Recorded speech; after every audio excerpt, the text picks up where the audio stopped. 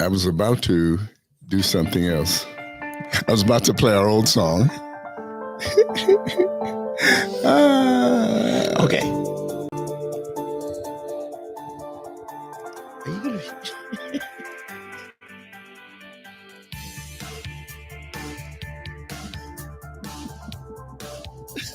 What are you? Oh man, what are you laughing at, Dave? You are in a rare mood, Eddie. This will be an interesting show. I hope all of our shows are interesting. They're supposed to all be interesting. If we get through it. Yes. Yes, if we get through it. Hello, everyone. I better turn Dave's mic on. Yes. Ready on the right. Oh, we're recording. Yes. Our mics are live. It appears, Dave, that we're hitting on all cylinders. Yeah. All right. Hallelujah. Yeah. The only thing missing is you're supposed to do this, you know. What, for you? That you're a loser? No. Hey, you know, it's funny. I have to say this now. I know OSU fans aren't going to like this, but forever in Lubbock, this is guns up. Okay. Yes. Okay. And so Oklahoma State later decided to do pistols firing. Yes. The real definition. You're welcome to believe that. You can go check it out. It's documented. In fact, but see what I didn't know, like, for example, you know, the horse and rider, Tech had their horse and rider. Red Raider. Right. Yeah. And all of those things, OSU took that, and, you know, but it's okay. We don't mind, you know, what do say, what is it? Is the Imitation's the highest form of flattery. Thank you. Thank you. So, but the one I did not know was Florida State. You know, when the Indian rides out the Seminole. Oh, yeah, with the big staff with all the and feathers. that horse rides out. To me, actually, I have to say, though, if you're going to steal something, do it right. Yeah. And he rides out, and that horse raises up, and he takes that spear and stabs it into. I'm getting goosebumps talking about it. It's so cool. Well, I always thought that is the coolest thing, and I was trying to prove to my wife that the guns up was first, and that you know the horse and right, you know. And then all of a sudden, I read that Florida State played Texas Tech back in the '60s. Oh, and they liked the Red Raider, the rider, so much that their rider is cooler than ours. Oh, okay. Yeah. I mean, if you're going to do it, go all the way. I mean, I seriously, still, when I see that, whatever they call him, but he rides out there and that horse raises up and he takes that spear and throws it into the ground, man. I don't think there is a mascot in America any cooler than that one. Right. And, I have to tell you a funny story, though. So when my son was the director of football operations at Georgia Tech. Yes. And so they went to the ACC championship against Florida State. So I decided it was in Charlotte, North Carolina. And so the place is packed, you know, half Georgia Tech fans, the other half Florida State fans. And so I'm on the Georgia Tech sideline there. Of course. And so the Florida State fans start doing their, oh, yeah. Oh, yeah. And I'm there on the sideline with Georgia Tech, wearing Georgia Tech stuff, gear. And I'm starting to rock. Yeah. Oh. And inside I'm going, oh. And the next thing I know, I'm doing this. Yeah. Because I'm wanting to go, oh. You've been home too long. Yeah. Next thing I'm wanting to do this. Yeah. And I was thinking, don't you do it. Don't you do it. But it took all of my action.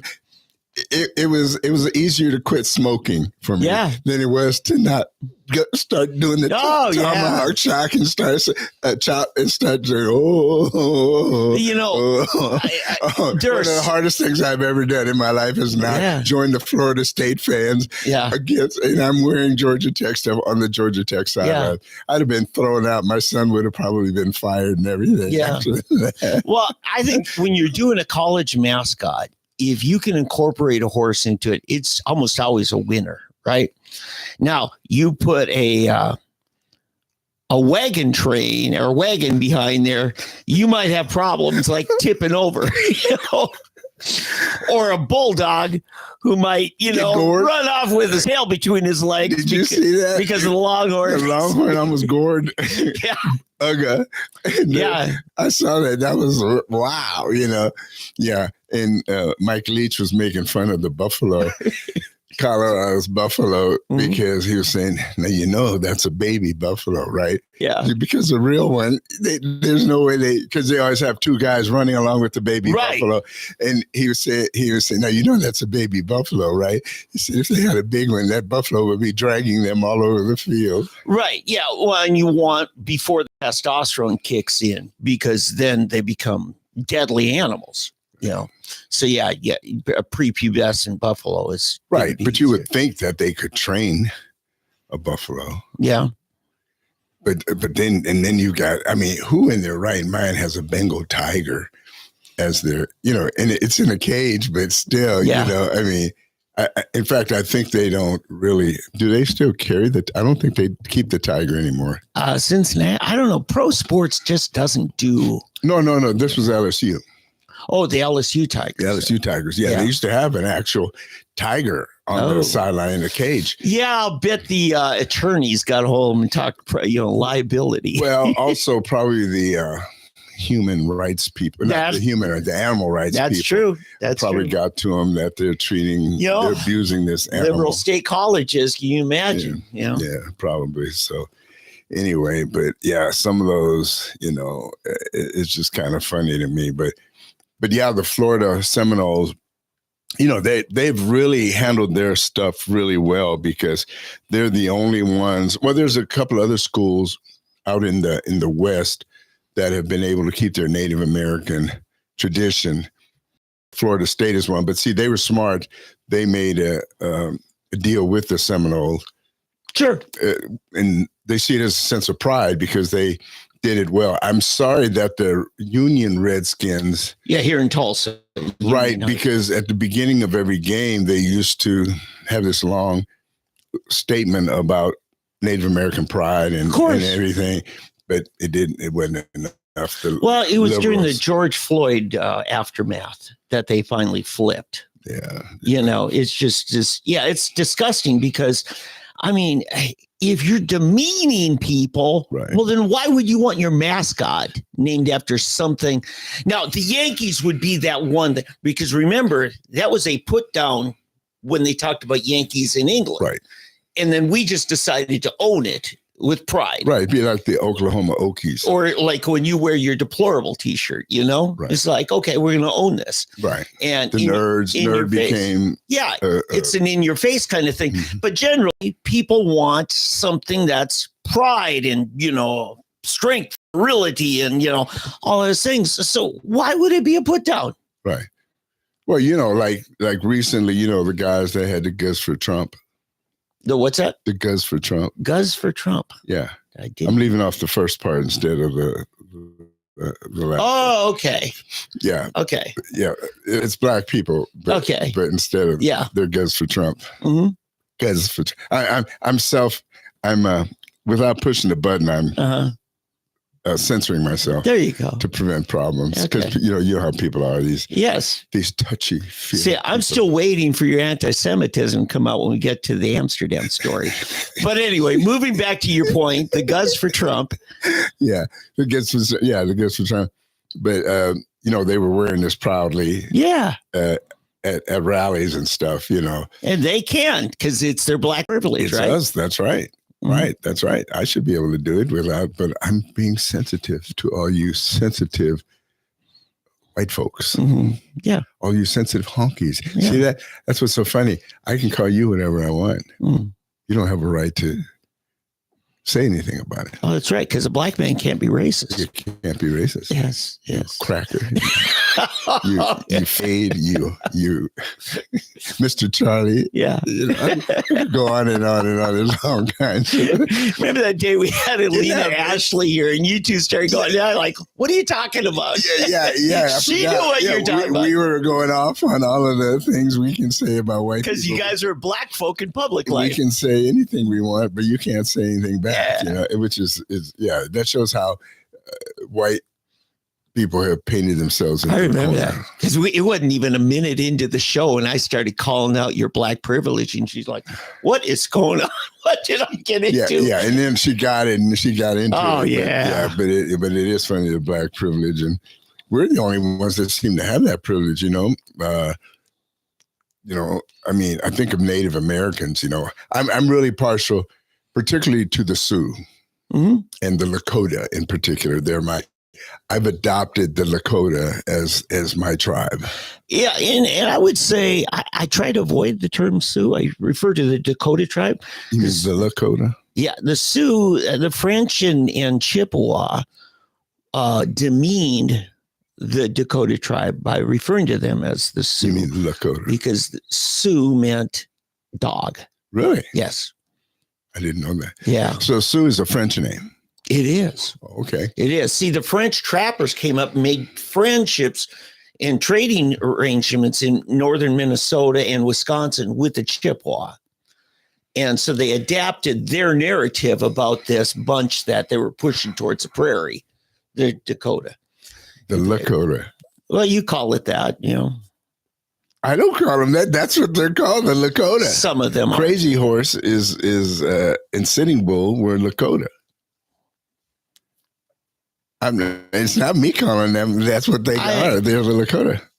I'm sorry, folks. This is what Dave and I do occasionally. Eddie, are you the end all be all on German heritage? I am in this studio. You are right. You are just one such source. Right. Okay. I implore you to look up. Yeah, but I'm going to say you have me beat by 1/8. You're half German. I'm 3/8. Okay. So, but remember, you're Belgium. My father, my namesake is Belgian. Yes, my father's father's father. Well, wait a minute. That would make you half. I'm actually a fourth. Wait, how many fathers did you have? My grandfather. Do the math here. John Van Rissigem married Mary Goal. All German, and actually you might say Polish, but she's from the East Germany. We keep throwing new ethnicities into the mix here. Well, yeah, I refuse to acknowledge Polish ethnicity, but it kind of is there. But well, there's not much difference between a Polak and a Belgian. Yeah. See, Minnesota, Polak is a derogatory term. Well, I know. That's why I threw it out there. And, you are just triggered today. And in Holland, because I lived in Holland on the right side of the border. Mm-hmm.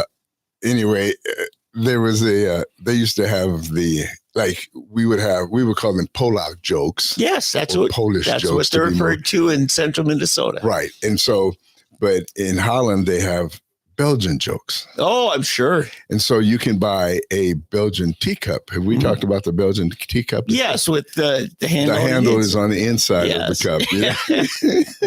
And different things like that. Yeah, that was the funniest thing I've ever seen. I go to somebody's side and they have it on their shelf, a Belgian teacup. And I said, what the heck is in this? Oh, that's a Belgian teacup. One day comes home from the hardware store and he says to my mom, look, honey, I decided to get you a new washer and dryer. He rolled up a napkin, slid it inside a little metal washer, and said, it's a Polish washer and dryer. But you go around Norwegians, they tell Swedish jokes. Yeah, right. Sven and Ollie jokes. Yeah, it's like Johnny Carson, people from Alabama and Georgia, Yes, or Oklahoma, Mississippi. Yes. It's Alabama and Mississippi. We pick on Arkansas. Right. Yeah. Like my favorite one was, the difference between, in Alabama, what's the difference between a Mississippi woman and a werewolf? I don't. The werewolf is only hairy all over on a full moon. Okay. And to keep and we used to have the Texas Longhorn A&M, the Aggie jokes, Yes. the way you keep a Longhorn cheerleaders from grazing. Yeah. Yeah. AstroTurf, right? Well, back then, before AstroTurf, you just put hay around the field. Oh, gosh. Yeah, outside the field. But anyway, that's a departure from our normal show. Yeah. We thought we'd get it going. So this would be a good time for Babylon Bee headline. Okay, see, Yeah. we just know how to just move right on into it. Yes. We've already gotten a lot of a reaction to the election of Donald Trump. And in fact, we'll probably talk about some of the global reaction, but the liberal women are now declaring an abstinence from casual sex, but now that's not far enough. They're going to go so far as to start attending church, getting married, and raising families. That's the rebellion. The way of rebellion. We're like, good. Yes. Yes. Oh, and evidently Pelosi and Chuck Schumer have changed their mind on the January 6th results from 4 years ago. Trump actually did one, and therefore this is third term, and he's barred from a third term, so he loses. So actually, I made that one. Well, one thing, which is kind of related, but this is not a Babylon Bee joke. Okay. He has received a phone call from Kathy Hochul. Okay. And she is kissing up to him. They had a very cordial call. Mm-hmm. And she's smarter than, what is the DA's name in New York? Felicia. Oh, yeah. I had the article up. I don't have it any more longer, but no, Letitia James. Yeah. Letitia James is still out for blood. Oh, she still wants to go all the way to the mat. But anyway, Kathy Hochul and Donald Trump had a very cordial call. Good. And she's smart because there are over $100 billion of projects that New York needs that Donald Trump could just say, nope. Oh, yes, he could. You're done. Yes, he could. Nope. We're moving them to build a wall. Texas. Yeah, well, right, exactly. And so Kathy Hochul is smart enough to realize, don't mess with it. Yeah. Don't mess with it. Now, one of the things Trump did on the campaign, Eric Adams at one point complained about the immigration influx. And what did he get for it? He just got a federal indictment from Biden. Trump, he's perfect at this. Remember when, some congressman who was supporting Ted Cruz made a reference to Ben Carson, and then Trump just leveraged it to get the Carson people mad at the Cruz people. Well, he's kind of done that with Eric Adams, mayor of New York City, and Biden. And he says, I think you're going to beat this, Eric. I think it's wrong. He's now got the sympathy of Eric Adams, and he's trashing some of the previous ridiculous mayors. But I think that helped him get his numbers up. He didn't win New York, but he got a lot more than any Republican has in a long time. Yeah. The other thing he has done is Eric Adams, what Eric Adams did, he's withdrawn all of the funding for the illegals. Yes. No more debit cards. He has removed the funding for them. Well, he's not going to get federal funds to reimburse it. Exactly. Yeah. And Trump is, by the way, you and I had this talk on tax policy for a long time. What you paid in state and local income taxes, you could get written off of your federal. Trump got rid of that a few years ago. Now he wants to bring it back. And that actually helped him in some of these more liberal states with very high taxes.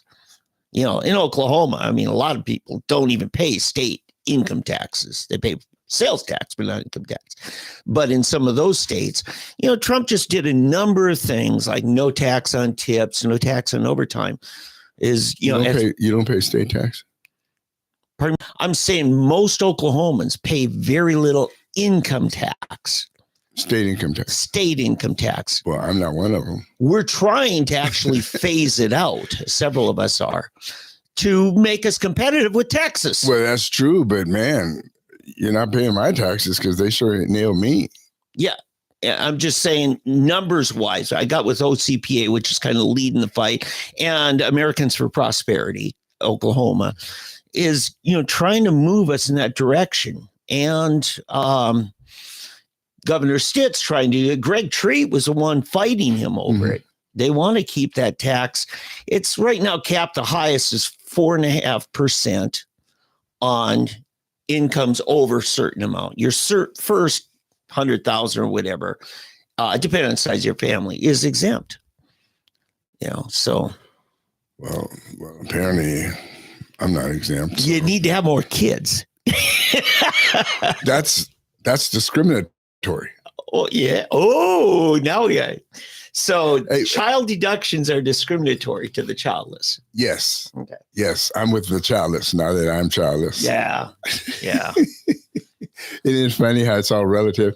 It's funny when when you're down here and you're not paying a lot of income tax, then you see things differently than, when you're up and you're paying a bunch of tax, right? Then you start understanding, seeing things from a different perspective. It's just human nature of how we are. Well, but let me say one thing. Now, the state of Oklahoma, by the way, starting last month, it was either last month, maybe this is the first month. It's November 1st. Was it November 1st? We no longer pay state grocery tax. So that was in August. That actually did start in August. I thought it was October. Oh. Yeah. So anyway, we don't pay grocery tax obviously, on the state level. You and our wives do the grocery shopping, obviously. Yeah. So, but it's a nice dividend. But our city, thank you, Tulsa, is still collecting the grocery tax. The city portion. Right, the city portion. And the county is. And the county, right. So we have not given that up. So it's something that we need to remember, okay? Which maybe we'll bring that up later when we discuss this at the local election. See, I disagree with things such as property tax exemption for disabled veterans. It's not our county's responsibility to deal with, benefits for serving in the federal army or military. That should be a federal benefit you get, not a county benefit. Yeah, I don't agree with that, but I'll allow you to have your view. I think if you served and you're disabled for military service, because still your county gave you up for that service. Your county gave you up? Are you property of your county? No, but you served your county in the military. It's just like you served your country, you served your county, you served your city, you served your district. Eddie, you had a lot of friends on campus who fought against the Vietnam War. Right. Do those people really think that they were there protecting Texas in Vietnam? Well, sure, they had to be. If they were from Texas and they went and fought, they were protecting their own, their families, their friends, their property. Right. That's the narrative. The Fed, especially executive branch ones, I say, you are protecting your nation. And there's a lot of people, and I'll throw Trump in on this, the people that say, you know what, a lot of these wars were not in our nation's national security interest. It doesn't matter. You were subscribed. You were drafted, in other words. It was at that time. Right. So if you were drafted and you were disabled because of your duty, right. Now, here's the other side of the story. A lot of the disability may not really be disability, or it may be something totally, let's say you're in the military and you're drunk driving and you have a car wreck and you're injured now while you're in the military. And because you were in the military, you became disabled because of an accident you had, that was your own fault or something. Yeah. You still get to claim disability because you were in the military when you sustained this disability. Yeah. So we need to be more discriminating on who qualifies for the disability. Right. So that I would be in favor of. Right. Well, but to say somebody is just automatically gets 100% disability because they became disabled while they were in the military, that's a different question. See, and here's the thing. I agreed with everything you said, but I'm saying is the person who should ascribe you that benefit should be the entity that drafted you into the military, not your county. It was the federal government that did, and they should cut a check for your taxes, not making the county lack of property income. I don't see a problem. Talked about before, which you brought up, aren't parsonages. Yeah. Like, I'm a licensed minister, hold a Bible study and call it a church meeting, and then claim that my house pays no property, things like that. You know, those are some other issues. There are different things that make you tax exempt, which I think are more egregious than someone that's disabled. Well, Oral Roberts had membership at Palm Springs. He had houses in California, and he paid no property tax on a huge mansion worth millions. And at what point do you say, you know what, maybe this ought to be means tested, not based on having, served 4 years in the military, but we're not means testing these things. Like the famous phrase, well, I live on a fixed income. Well, that fixed income might be $500,000 a year. No, you're right. But see, now you're mixing things. You're talking about Oral Roberts and serving in the military. Oral Roberts was not about the military. Well, you brought a parsonage allowance. Right. But just keep it to that and leave the military out of it. Let's deal with. Right. That was an analogy. That's all. Okay. And what I'm really getting at here is we make assumptions that disabled people, military and disabled, that they're poor. Well, we don't know that. Most of our other government benefits are means tested, and we just don't do it. And that's why I hate it when I see people using it for people who lived on a fixed income. Well, I know a lot of people live on fixed incomes that's way bigger than mine. It's a pretty large fix. It's fixed pretty high. Yeah. No, yeah. I understand. But it's meant to insinuate special treatment. Yeah. No. I don't think we're that far off. I just don't think you can just carte blanche, just lump everybody into the one category and say we should just cut this off. Right. Now, we got to this when you talked about,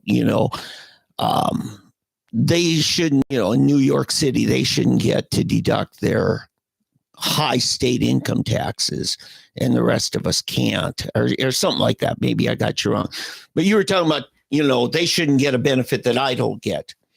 Well, you get benefits because, for instance, you're over 65, they can't raise your property taxes, but somebody 20 years younger can. That's an age-based special benefit you get. No, but your state income tax, everybody used to be able to deduct it. Right. But if you paid it, yeah. Yeah, if you paid it, that's true. If to the extent that you owed it, you could. Right. But that's only if you itemized. Far less people itemize than used to. Yeah. Well, that's because the automatic deduction. Standard deduction. Automatic. It was either way. He doubled it. Yes. It used to be $12,500. And he upped it to $25,000 a couple. So it didn't do you any good.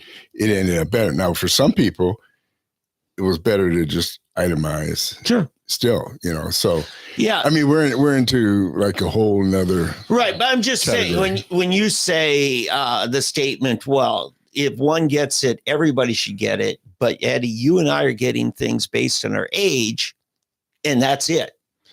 Well, no, yeah, but see, you should. I mean, there are certain things. For example.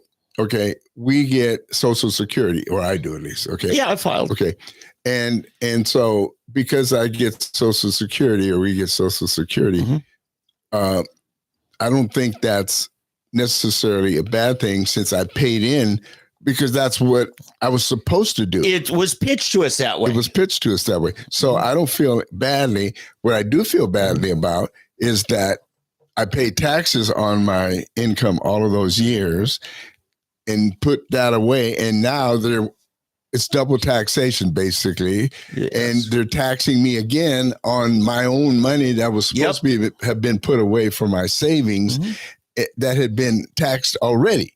So that's where there's a problem. And to be honest with you, I think one of the things that helped Donald Trump win was when he came out and said no tax on tips. And he also said on Social Security earnings now. Oh, okay. Well, see, that's what I was going to say. I didn't hear that one. Yeah. That is a real benefit. That's going to help. That's a really huge one, because every retiree in the world can relate to that. Yeah. And it happens so many ways. The dollar you and I earn by working gets taxed so many times. Think about it. For most, time clock punching employees, they get it taken out before they even see their check. And then they go buy groceries. Now they get another, 5 to 10% sales tax taken out, in charge. So they get taxed over and over on the same. I'll tell you another thing that a lot of people don't know. I didn't know this for many years until about 30 years ago, 25 years ago, maybe. But your Social Security tax is only taken out, and what is it, about 15% combined? Right. Employer-employee matching. Right, matching. So it's about 15%. Okay. But it only goes up to, I think it's probably 125,000 now. For a long time was 90,000, but right. It's over 100,000. I think it's up to 120,000. It keeps creeping up. Right. Okay. Let's round it off at 100. When I really attacked this, it was 100,000. Okay. So if I make $100,000 a year, I'm paying 10%, or I'm taxed on 10% on 100,000. It's 10% of my income that's taxed. Okay. If I get $1 million, if I make $1 million income, it's only 1%. Right. If I make 10 million, it's 0.1%. It's true. And so the more money I make, it becomes marginal. If you look at it as an income tax, that's true. Right. And so to me, that's unfair. Yes. But if you look at it as a pension fund, we cap our Social Security payouts to people based on that same 120,000 that they got taxed on. In other words, nobody's getting a Social Security check of 80,000 a month, because they didn't pay in based on their full income if they were making 80 million a year. Right. Yeah. But it still seems inequitable to me. If you look at it as an income tax, you're right, but it's a pension savings fund. Well, yeah, but it ends up being a tax, really, in the end, for the lower income person, because see, here's what people don't understand. Okay. Your income generating years are the years when you really need the most money going in. Thank you. Yes. I mean, yes. That's when you need your money. When you got teenagers and saying, Dad, I need a car to get around, or Mom's going to be shuttling me everywhere. Right. Because the more money, now, once after that, it's your fault what you do with it. But the more you have, the more you should be able to put away on your own in your own personal savings or pension fund or whatever, your private funds. But if you're taking 10% of my money when this person's only paying 1% of their money or 0.1% of their funds income, they can take the balance and put that 9% or 9.9% that they're not paying, they can stick that away in some kind of a mutual fund, a stock, whatever, an annuity. And so that money continues to grow where I don't have the opportunity. Well, I do. It's called Social Security, which is growing at average of 1% a year. Yeah, we're at the highest output Social Security ever because the baby boomers. I was at the tail end, and now I'm on Social Security. Yeah. So yeah. So to me, I mean, I can't say they need to take a look at it because I know they've looked at it and they don't want to look at it because they know it's not right. Yeah, but Eddie, you and I are both doing something that was in line with what FDR first pitched it as. It's a subsidy to augment your income in your older years. You're getting Social Security, but you're still working. I'm still working. Now we're able to slow down a little bit. And you know what? That because we have to slow down. We can't burn the candle at all five ends like our kids can, so but no. But at the same time, we almost have to continue to work. Yes. Yeah. And our kids will, because you look at, I don't know about your kids, but I know mine. And the average kid out there doesn't, it's funny when you're 25 years old, 65 seems like an eternity. Yeah, doesn't it? So eat, drink, and make merry, because we will never die. It's a false statement that tomorrow we die. Yeah. Eat, drink, and make merry because we'll never die. We're just going to live it up. Yep. And so what do? You spend, you spend. I mean, if you think about the money that we had, I remember I was selling mutual funds in Germany to the military. There was a mutual fund called Fidelity Destiny. It was Destiny 1, Destiny 2. And I sold it to several of my missionary friends where I went. Oh, okay. And a couple of them took me up on it. Well, one of the ladies got cancer. I don't know if I told this story before. Anyway, I have not heard. She got cancer a few years ago and passed away.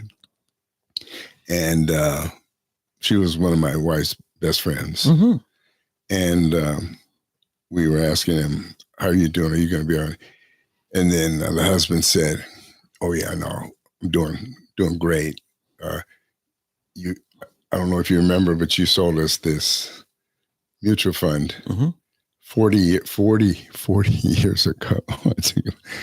And she was faithful in that. And every time it turned out, she would roll it. And it went through in the 89 bust. Yeah. Well, everything fell so much, everything went low, but then the boom came in the 90s. And he said that she kept up with it and kept it going and would roll it. And he said, you can't believe where it is now, how much money he said, I'll never have a worry. Nice. So she actually, it always gets me when somebody actually takes my advice and listens to what I said. I said, wow, I've had, in all these years, I've had two people that I know that have actually done what I suggested, and both of them just done incredibly well. Yeah. It's just always, it makes me feel good that my advice was not bad advice, that it actually worked. But anyway, what I'm saying, but the average person won't take that advice. Right. They always, something comes up that they rob it. They don't see it through. Something comes and interrupts it, and it short circuits that future, pension that they could live on later. I got to get back to a point you were making, and I didn't get to respond to this part of it. When you say that, hey, the guy who makes $1 million a year only has to pay Social Security on his first $120,000, and the rest of it, he gets to invest it and do much better than what I get. If you make everybody pay on everything, and that, then you truly do have a socialist kind of a program, because you're treating it as a straight up tax, not as a pension fund. And the person making a whole bunch, you're either going to say, well, you got, now you're going to get, what is it, $50,000 a month is your Social Security, because all of it gets computed in and you get payout on it. Or you're just going to have to say, no, it's a pension program. And it's just to make sure that everybody has a little bit. Beyond that, you can invest your money whatever you want. I kind of like not going that all in where everybody's got to pay on all their earnings. I would rather nobody pays anything to Social Security. Yes, I would agree with that. And if you're not smart enough or you're not disciplined enough to do something with your money. Right. Because the Galveston model they talk about. Exactly. Galveston was given an option to exempt themselves from it, and people in Galveston doing much better. Right. Ministers get to do that on their ministry income. Civil service employees. Oh, I didn't. Yeah, my dad worked for the civil service after he got out, had a civil service, for the VA, and he opted out, and it worked out much better. But you got to be disciplined, right? Well, no, not really. It's like when I worked at KFAQ, they took so much and it was matching funds. Almost every employer has a pension plan and a matching fund, and they're always better than Social Security. If I weren't paying, my 7% in the matching, just imagine, in a private fund, now you have to be careful that you got charlatans that'll put it into the wrong things or corrupt fund. That's the danger, but it's no worse than the lockbox that has no money in it. The federal government does the same thing. Right. Yeah. So. Okay. But you remember it was in the early 80s. I think it was A.G. Edwards that came out with this model. Whole life versus term. If you took that extra money you're saving by going to term and invest it, you'd be doing a whole lot better in whole life.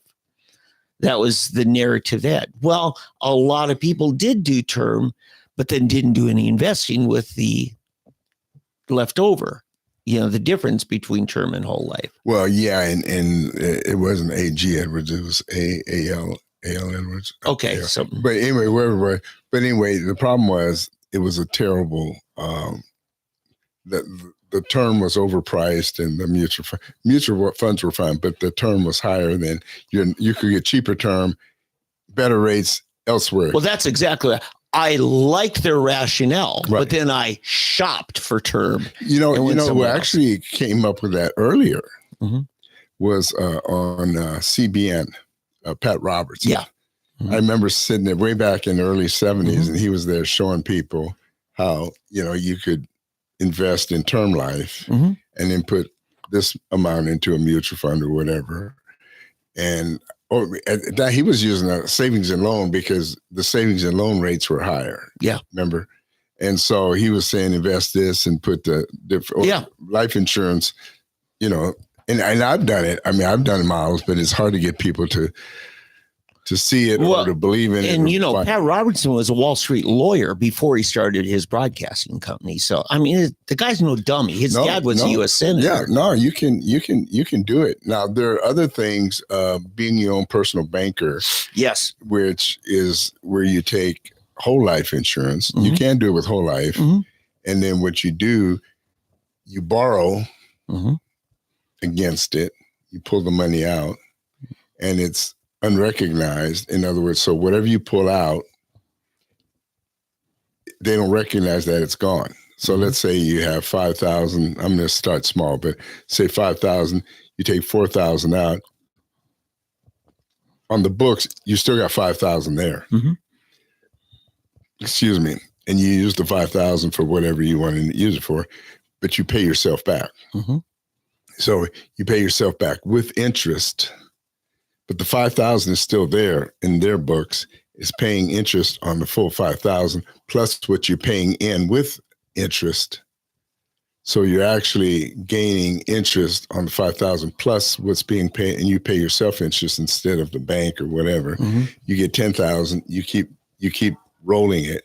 So if you want to buy, let's say back then it was say a car was 3,000 in the 70s. So you borrow the 3,000. You still considered there. You pay yourself interest on the car, you pay yourself back. When you've paid yourself back, you don't just have, your 5,000 back. You've got 8,000 plus the interest. So you probably have like 10,000 in there. Yeah. And personal you keep doing banking, this, right? Personal banking. Exactly. And you keep doing this. And the people who actually succeeded at this was Ray Kroc, who founded McDonald's. Joe Kennedy did it. He took out a whole life policy on each of his kids and grandkids, and he kept doing this with them. Yeah, and ended up and that money, it's tax free. It's tax free money.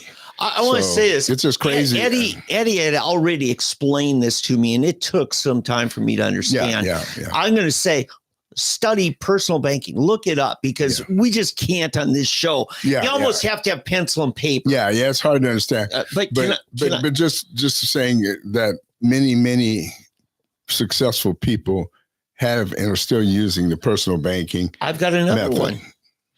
I just took out a home equity line of credit. Equity? Home equity. I know today. Line of credit. So, and I was talking to my kids about it, because, if you bought, like my daughter and her husband bought a house right after COVID hit, but it was before that big, inflation and home values go up. So they already have just inherited maybe 30, 40, 50,000 on a starter home in equity. What I just did, because I had some unexpected expenses that I had to take care of, and instead of doing consumer credit, which can be 15 to 28%, I simply went to my credit union. I said, hey, what would it take for me to get, put this on credit? They said, well, let's try a home equity line of credit. It is a mortgage in that your house is collateral. Right. But to do, say, $10,000, and it's roughly a little over 7% for me. Well, that's better than 28%. Yeah, sure. But they said, now we'll put it in an account. You don't pay interest on it until you start taking it out. Right.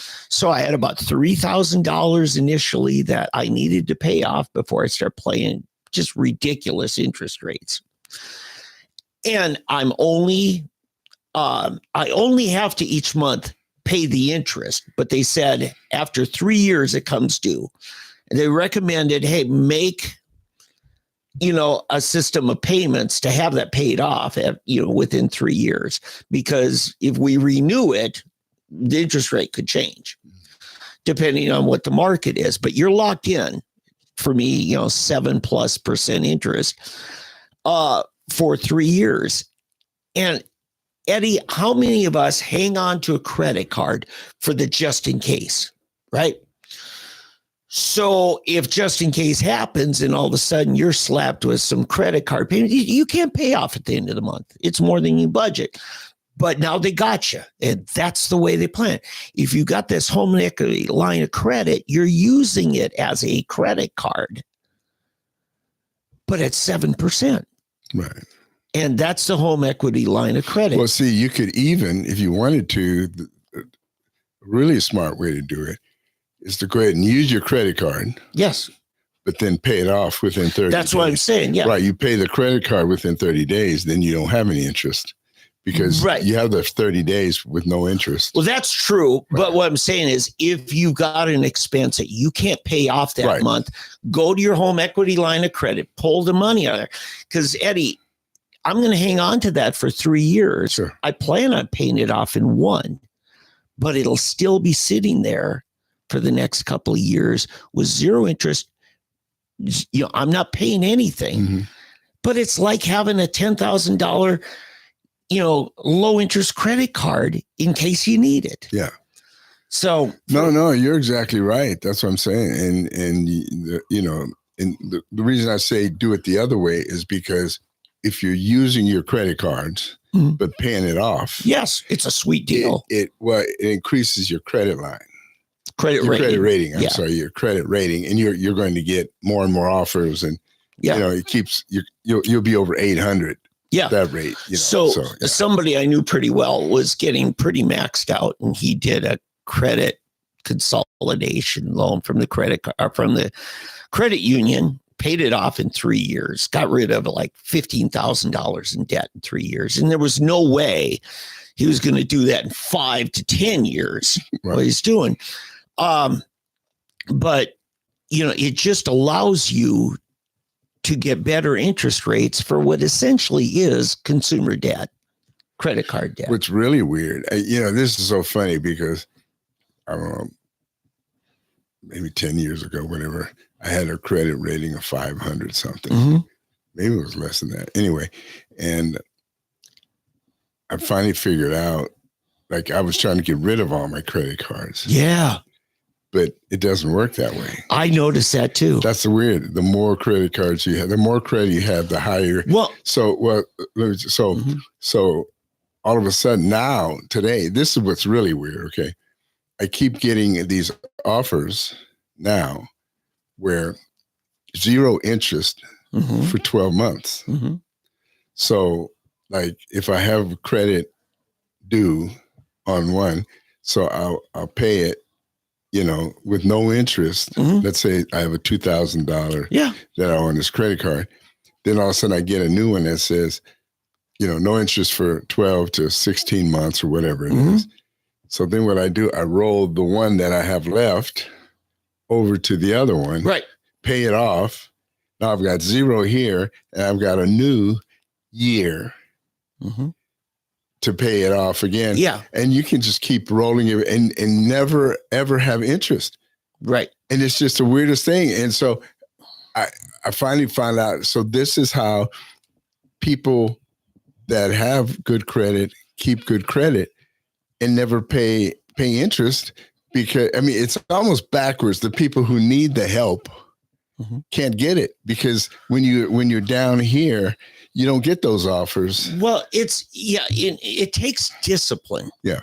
And really what the credit card companies are banking on is that you lack discipline. Right.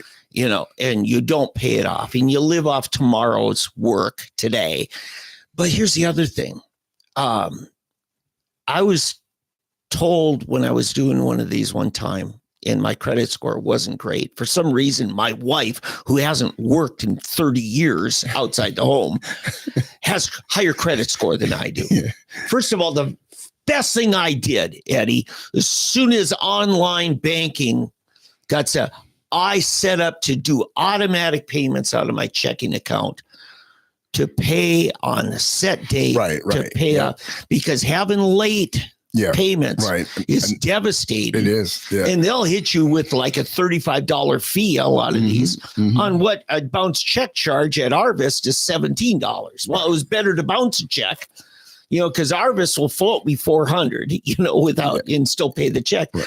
But anyway, so as soon as we did a consolidation, that last time I did one at credit union, they said, well, you should go ahead and close out all those credit cards. And I didn't. And you know what? My credit score jumped 45 points. Yeah. Because here's the thing. It showed that I had 0 balance credit that I was not tapping into. If you're maxed out on all your credit cards, that's what drops your score. Exactly. If you having those credit cards with a high limit, it boosts your credit. Now, closing them out does not help. Well, it's having 0 balance credit cards open, that means he's not maxing out. That looks like a person that people are trusting him, and he's not, maxing himself up. Yeah, the rule is 30%. Yeah, keep it under 30%. If you can keep your debt ratio under 30%, every time it'll keep going up. So that's how you get those good offers. Is they see you as a good risk. Right. Paying your monthly payments on time is absolutely essential. Not having late payments, number one. And then number 2, keep some untapped into credit available. Right. It does not hurt you to have credit cards. Keep them, just don't use them. Yeah. And occasionally use them, but keep your balance on your credit cards under 30%. So if one is approaching, let's say you have $1,000 credit, keep it 300. If you get the next, then, move over to the next card and then keep paying the other one down and just keep doing this. And eventually you'll. I listened to Dave Ramsey the other day. He was on with Tucker, probably several weeks ago. But he thinks it's all a joke, this running after your credit score. Okay, Dave, fine. The one reason I have to take what Dave says, most of what he says I love.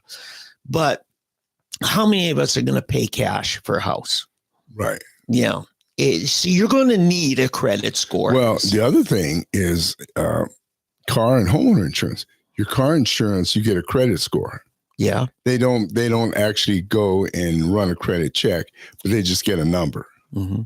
And they'll see what your number is. They're not going to go into detail, but they get a credit score. Right. And that score will affect your insurance rates. You could get dropped for having a bad credit score. No, they won't. They can't drop you. Is that right? No. It just affects your rates. Okay. So the higher your insurance score, your credit score, and it affects your insurance score, the higher it is, the lower your rates. Okay. So I have some people, I'm just shocked at how low their rates, or on the renewal, they barely went up. And I have others that jumped way up. And I went, how the heck, or why did it? Well, it's because their credit is bad. Yeah. So. All right. Hey, listen, let's move on to some news. Speaking of ramifications of the election, one of the big things, Donald Trump has nominated, or not nominated, but appointed for his new staff, the very first ever female chief of staff. Yes. His chief of staff is going to be Susie Wiles. Yes. Susie Wiles will be the first female chief of staff ever. Who knew? I would have figured one of these other Democrats would have had a female chief of staff by now. Yeah. What's the guy's name? Mark, Mavericks, former owner. Oh, Cuban. Mark Cuban. Mark, you want an appointment to see him? Good luck getting by her. She's a strong woman. Yeah. Oh, Mark, he's just such a. You talk about foot and mouth. He did apologize. Oh, did he? Or clarify, whatever you want. What I didn't realize was that is Susie one of the owners? There's a woman who's that actually, and her husband that actually are the other owners of the Mavericks. He sold it. Oh, he did? To Trump supporters. Yeah, right. Oh, okay. So he doesn't own the Mavericks. No. Oh, well, that's why then. Okay. So, okay. Well, I wasn't aware. I don't follow the NBA anymore. Yeah, I don't either. Yeah. I don't either. Yeah. But anyway, that's speaking of that, by the way, our favorite girl that everyone hates, Caitlin Clark. Oh, okay. There's big rumors and big debate on her going to Europe. Oh, is she going to play ball there?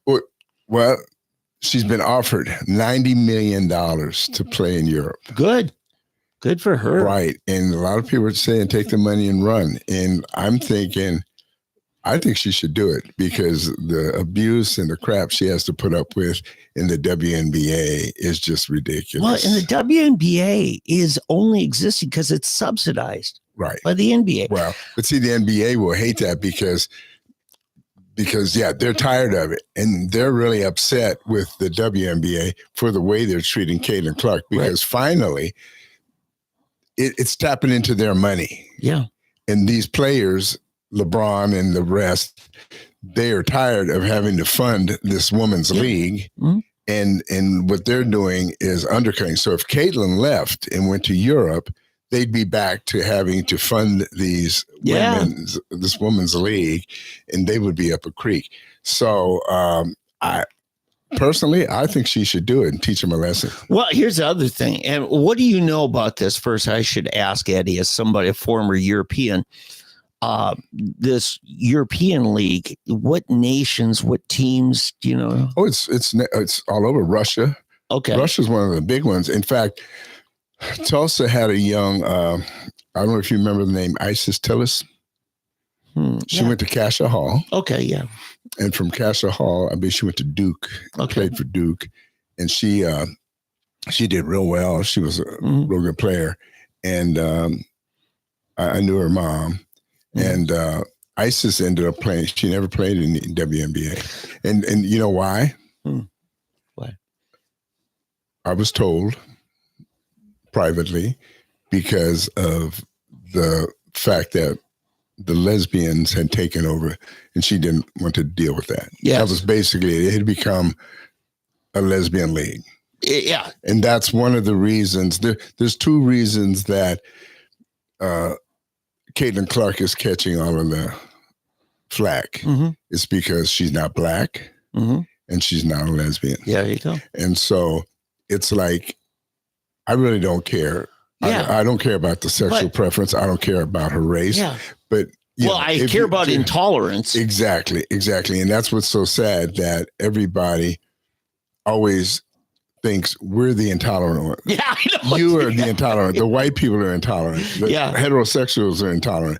But there's nobody as intolerant as gays and Black people. And leftists. And well, yeah, obviously they join. They're part of that. A big part of that club. And it's just ridiculous. It's really, really ridiculous. Imagine this. Let's say she goes over and plays for a Croatian team. Okay. Croatia loves basketball. Yeah. And they're good at it. Well, she sets up residency. Let's say they make her a citizen. Now the Olympics rolls around. Which team you want to play for?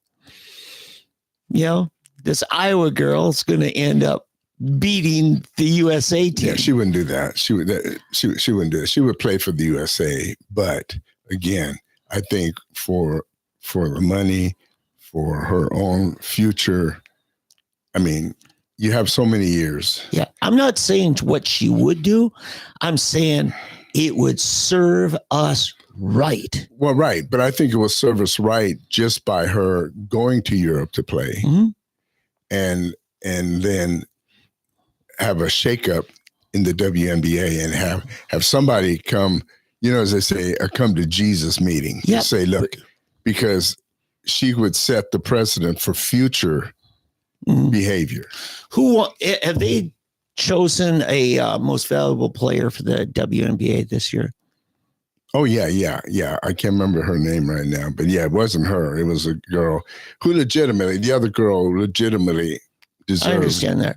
But did the other girl get chosen for the Olympic team? Yeah. Okay. But she was a veteran. She wasn't a rookie. Okay. And now Caitlin did make Rookie of the Year.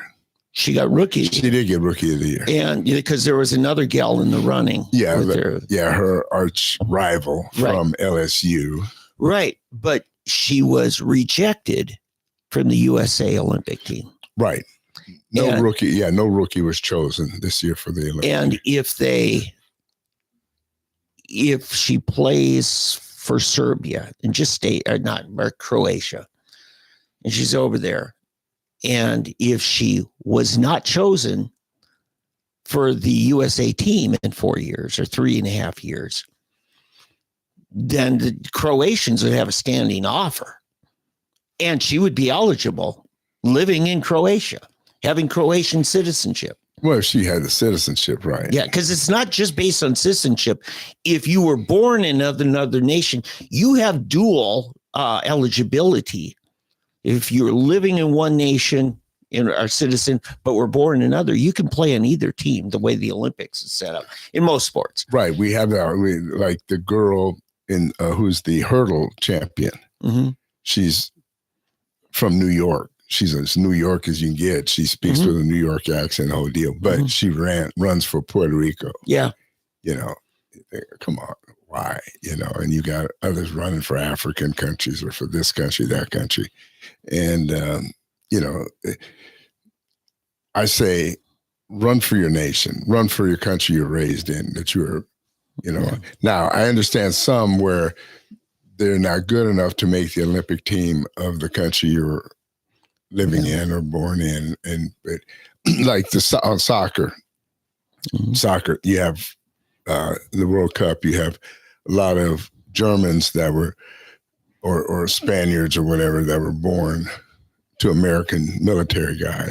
So they have a right to play for the U.S. or whatever, but they're usually not the top level players in their country. So they come, because U.S. is so bad, their rejects are better than our top I'm just trying whatever narrative humbles these people that have a bigoted attitude towards a Iowa farm girl. Oh yeah. Oh no, I agree. But I think the humbling would be, because if Caitlin leaves, they'll go back to riding buses to games, because see, they were riding buses until this year, and all of a sudden the fan base grew so much again. It was paying wherever she showed up. They had sellout games. Merchandise went up. The league was finally making money again, enough money so they could fly instead of riding buses. As soon as the All-Star game, I mean not the All-Star game, the playoff games. As soon as Indiana was out, the viewership dropped hugely. The attendance dropped. So, but they didn't quit. I mean, these girls are so vindictive. It's unbelievable how petty and vindictive these women are. Sure. And to their own fault. And they need to wake up. And the guys, LeBron and on down, they just say, you guys need to quit. Yeah. But they won't quit. No. So. No. So we'll see how that turns out. By the way, so from the election, let's turn to the election. Stock market has been up. Huge. All-time records. Very much so. Yeah. I know my own portfolio has grown by 20% in 3 days, which is nice. And did you hear what Putin did? Yeah. He's now saying, you know what, you can buy our petroleum with American dollars again. Yeah. He was making you use rubles. Yeah, and the reason is because Europe has gone back to buying American oil.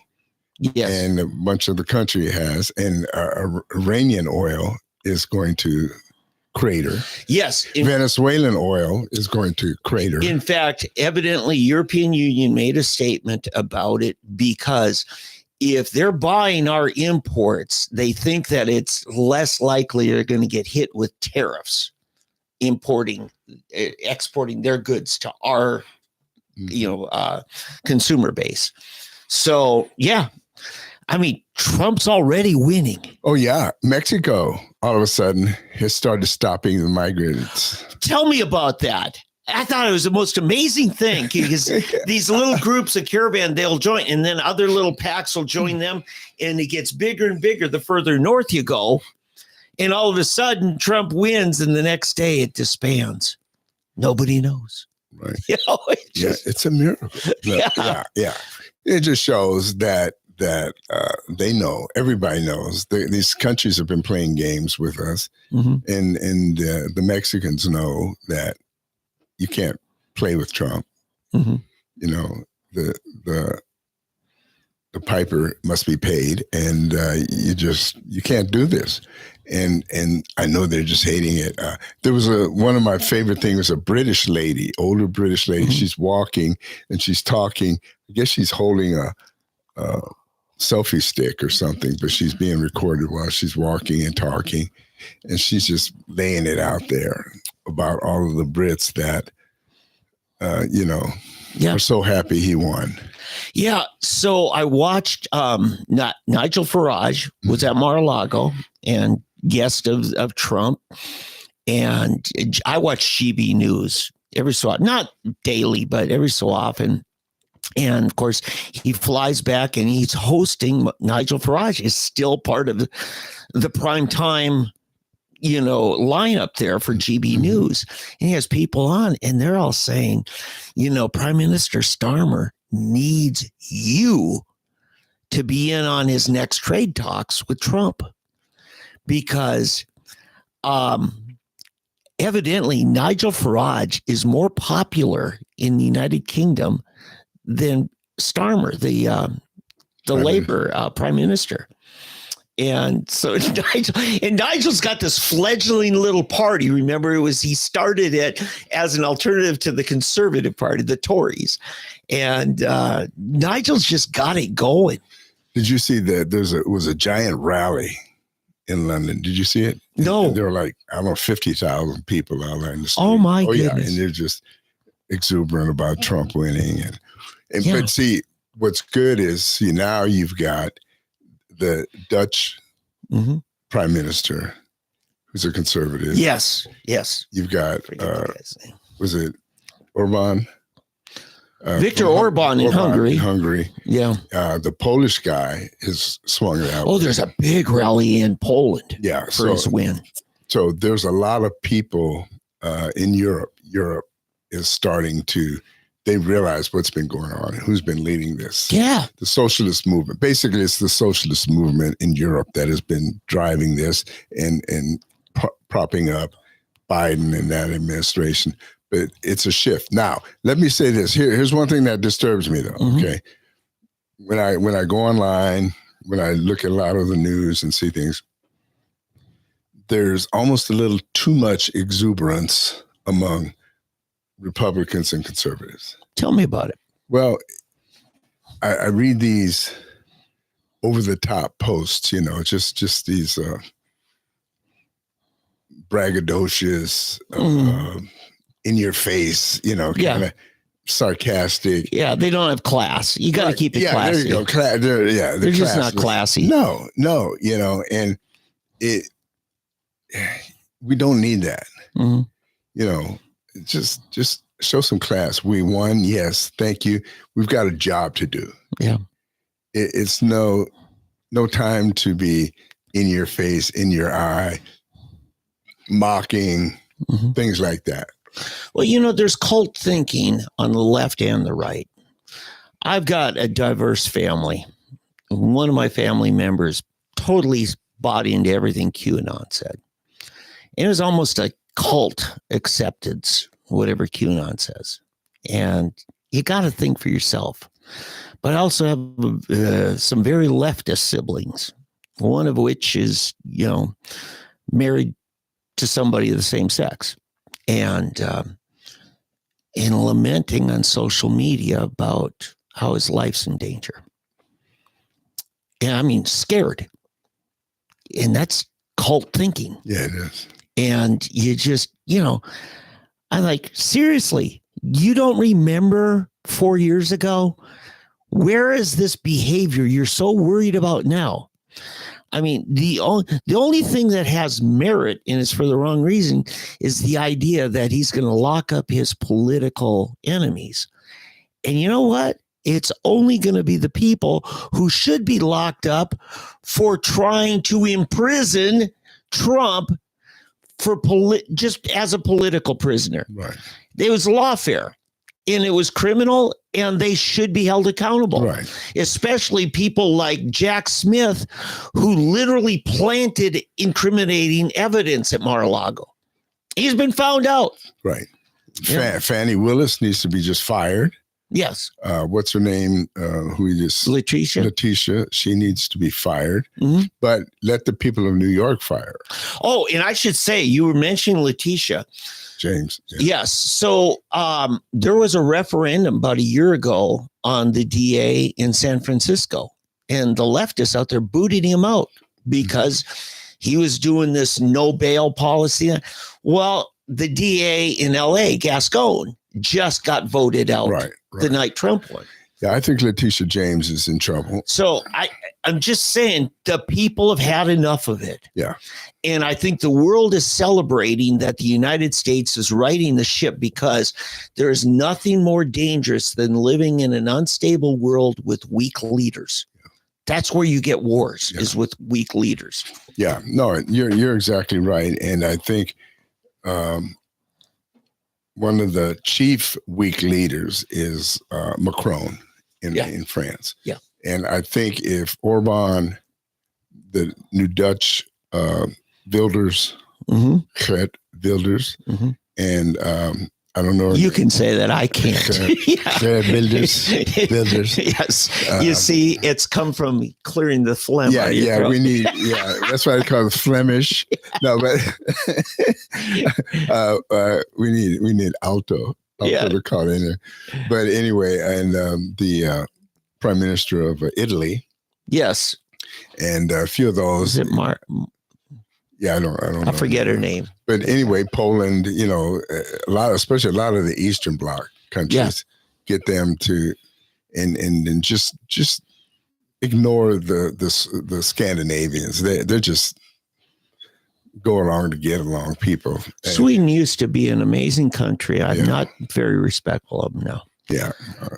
Finland, Latvia, Estonia, they largely have escaped the decadent Western culture. Actually, though, I think the Latvia, what's the other one? Estonia and those guys, I think they're more in line with Hungary and Poland. Exactly. Right. But they're not putting up with this globalism. Right. When you go Norway, Sweden, Finland, the Scandinavia up there, they're more liberal. Especially Sweden. Yeah, especially they just can't get enough socialism. And so here's the thing I want to pose to you, Eddie, the prognosticator. How is the Ukraine-Russia conflict going to be resolved? I think Trump is going to basically tell what's his name? The dancer, Zelensky. Yeah, I think he's going to tell him, "You're done, buddy. You better come to the table and make peace. Yeah, because we're done. You're not getting any more help from us." And he's going to tell Putin, you can have this, this, and this, but that's it. I think right now you've got a very decimated Ukraine. Yeah, you do. And I think the carrot on the stick might be the rebuilding help. I think the punishment to Russia, if they don't stop, is going to be their oil economy. Yep, is going to be shot. That's it. That's how you get them. That's the economy. And so you're going to have two very poor countries. What difference does it make? They're both living in hellholes. I'll tell you who he really needs to punish. Believe it or not, Germany. He needs to punish the heck out of Germany. Well, we get to sell Germany our petroleum now. Yeah. And it's largely going to be liquefied natural gas. We've really learned a good way of liquefying. You got these big steel balls going across in ships, and it's under super high pressure, but it's liquefied petroleum, natural gas. The Germans have been the most, between them and the French, but the Germans have been just duplicitous the whole way. And I still remember the Germans laughing at the Americans at that one meeting we had. Yeah. And just ridiculous. I mean, just ridiculous. Yeah. See, I know how they are. I've been in the meetings like that. And here's the way I think he appeases Putin's biggest concern. Biggest concern is NATO and a U.S.-led NATO. I think he's going to probably want to overhaul the whole thing and say, no, the Europeans are going to protect the Europeans. And U.S. is no longer going to guarantee the protection of these countries because they haven't been paying their bill. Yeah. And he's going to tell Putin, the territory you have, it's yours. Hunker down. That's it. I think with one caveat, I think he's going to say, we're going to make sure a third party monitors and there will be autonomy, elections, self-determination. Yeah, I know. Yeah. But what I'm saying is so he's going to say Odessa, for example. In other words, whatever you've got now, that's it. In the Donbass. Yeah. You can keep the Donbass because that was pretty much Russian speaking anyway. Yeah. But Odessa and everything east, west, everything west, don't mess with it. I think neither side will win because they will become their own country. Right. And they can form their alliances and allegiances how they want. Oh, so you think that Donbass is going to become independent? That's the simplest way that's pretty of face saving. Bringing democracy to the Donbass. Democracy wins. Neither side can say they lost, nor can they say they won. Mm-hmm. They say these people are going to choose what they want. And because remember, when the Soviet Union collapsed, they formed what was called a Commonwealth of Independent Nations. You're just adding one more nation to that Commonwealth. Because technically on paper, Ukraine and Russia are still part of that Commonwealth. You know, it's very strange, obviously. But I think you just add one more to that and say, these people are going to have self-determination and sweeten the deal. But you got to respect their autonomy. Mm-hmm. And I think they can make it work. I really do. I mean, Ossetia is still, it's independent nation, but Russia actually came to their side when Georgia invaded Ossetia, and so I think it'll give Putin a way of looking reasonable. And yet he can say, hey, I dissolved NATO, Yeah, that's a huge win for the Russian people. Well, yeah, NATO has become some weird animal that is just it's kind of a club. It's more of a club than a real. Look at how many Americans, Eddie. You remember it says you were born to a father who was a U.S. soldier on Russian soil. Look how much our military spending has propped up the German economy. Yeah. And it's not just Germany, it's Italy, it's France. I mean, in United Kingdom, they will lose that cash cow. And we'll bring our troops home stateside. Mm-hmm. And yeah, the warmongers are not going to like it, but I think that, to me, that's the reshuffling. Yeah. But Trump was asked by his famous, Joe Rogan interview. He says, well, I can't tell you now. It won't work if I tell ahead of time, but yeah, that's my speculation. Some of it's collaboration with you and some of these are your ideas. But I think that's kind of the picture we come up with. Yeah. No, we'll see, but I think you're going to see some realignments, some new people come into power over there. Yeah. And a lot of the other people get kicked out because the people are going to finally feel they have a voice to stand up against it. Yeah. But Macron needs to go. The French need to stand up and get rid of Macron. He right now is the public enemy number one to the French people and the Europeans. What's the gal's name? The conservative opponent. He defeated her twice now. This last time. Yeah, they keep trying to paint her as some like Nazi person, but right. But I think next round of elections, she's going to take it. So? Yeah, because he's well, she keeps growing in power. Her movement does. It's just the more and more that they've gone after, and the Dutch have been this way too, is they're going putting targets on the back of their farmers and the rural people. And this has become very much like the United States. It's the cities versus rural. Yeah. The cities are liberal, the rurals are conservative. But I think what that's also going to do with our own budget, imagine all the defense spending we're not dumping into the European economy. Yeah.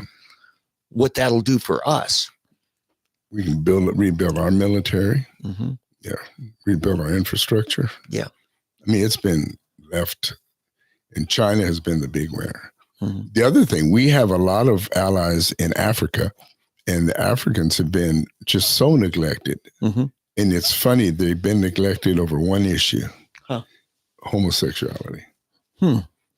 We have been threatening them since Obama. Yeah. And I know this because of my work in Uganda. Yeah. They have coerced and threatened them. Mm-hmm. We've withheld aid to Africa because they have chosen not to accept homosexuality. Wow. Well, that's a crusade is what that is. Right. But what I'm saying is, because it's we've tried to impose our morals we always talk about, we're not going to let you impose your morals on us, but it's okay for us to impose ours on them because ours are so much superior. And so what we've done with this is we have given basically most of Africa over to China. Yeah. The latest thing, Uganda, Kenya, Central Africa, even West Africa. So much of Africa is now owned by the Chinese. Yeah. There was a big thing with Uganda where they were trying to deal with Chinese, and the Chinese said, no, we own Entebbe because they gave them all these loans. Yes. And then they can't pay the loans. Well, we had Eric, the ORU student here a couple years ago. He's from Mauritius. Right. Yeah. And he said, yeah, China just owns Mauritania. Yeah, China owns it because they've come in, I guess, as the Belt and Road Initiative is what they called it, where they're investing in all these third world countries and just becoming like royalty when they come there, Oh, you should have seen it. I've told this a few years ago. So, when I'm coming home I'm in Kampala at the airport, Entebbe. Yes. So I'm at Entebbe at the airport, and there's a line. I mean, man, it's like a quarter of a mile long. At the ticket counter? No, we're outside. We're not even in the terminal. Okay. We're standing outside, and this is at midnight. My flight was a KLM, and then from KLM at Delta. So I'm standing in this long line, and all of a sudden up pulls this car, and these Chinese jump out, and they go to the front of the line. And the Ugandans they pull out all these bags, and they start walking, up at the front of the line. Of course, me being me, I guess I forgot where I am. Cocky American. Yeah, I didn't care. Yeah. So I go up there, and I said, this ain't happening. You get your bags and you get your butts to the back of the line. I'm yelling at these Chinese people. And you're bigger than them. Yeah. And they're looking at me like, and the Africans, the Ugandans are looking at me like, oh my goodness, how dare he? He's actually speaking up because they're scared to death. Yeah. They can't say anything. It's like they're really afraid of the Chinese.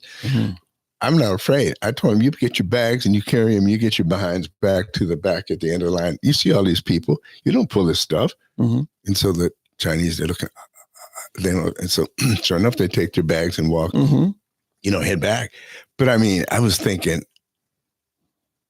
what is wrong with these people? But I could tell they were definitely afraid of the Chinese because the government has essentially given themselves over to the Chinese people or Chinese government. Right. And I'm thinking, man, and the Chinese, they've taken over the coffee industry. They've taken over the airport there, the transportation, the manufacturing, all these different things. And it's scary. I mean, and you probably heard same things happening in South America. Yeah. South America, Africa, all the third world countries. The Chinese have smartly moved in and started making inroads and taking over while America's playing games with Europe. Yeah. And we have just abdicated. See, the same thing happened with Russia back during the Cold War, Cuba and Africa. That's what happened with South Africa. See, people don't understand in Angola, what happened, the Americans wouldn't take a stand on apartheid. See, we wouldn't. And so the Russians came in and said, we will fight for your freedom from apartheid and the way you've been treated by these colonizers. And so the Africans bought into this. And so the ANC, African National Congress, and all of these different groups in the different countries, they aligned with Russia. And so what Russia did, then they used Cuba. They sent Cuban troops in to South Africa and to Angola and all these places, and to train their guerrillas and everything. Right. And the U.S. just basically gave over these countries to the communists. Yeah, but you talk about what it really has to do with is Obama started punishing these nations because their policy on homosexuality. Right. That's a huge, big thing. Right. Okay. Now go just before that, when G.W. Bush was president, what he was doing was almost the equivalent of the Crusades. Remember how the Crusades, the kings of Europe, wanted to force Christianity on the Holy Land, right? And take over it. And, it's going to be a Christian Holy Land. And the Arabs living in the Holy Land are like, no, this is our land, But it's a crusade is what I'm getting at. And when G.W. Bush started forcing a whole bunch of policies on gender, women, you have to give women the right to it. You have to include them in your schools. You have to there's a whole bunch of social. You're talking about in the Middle East. When he went into Iraq and Afghanistan. Right. We jumped from Africa to the Middle East now. Yes, I am. Okay, right. Okay, I just want because people I'm to be making clear. a comparison. Right, but I just want people to be clear that we moved to the Middle East. Thank you for that. So what that is nation building. And it's forcing your values, your cultural, value system on another country by force. What Obama was doing, forcing a change in their homosexual policy, is now you're saying our culture has to flip to what you want it to be, and you're using economic aid as a weapon. In Iraq and in Afghanistan, we went in with tanks and bullets, but we forced it by gunpoint. And the Crusades back 1,500 years ago was essentially the same military conversion, and it's always despised by the people because they think, our culture has served us well.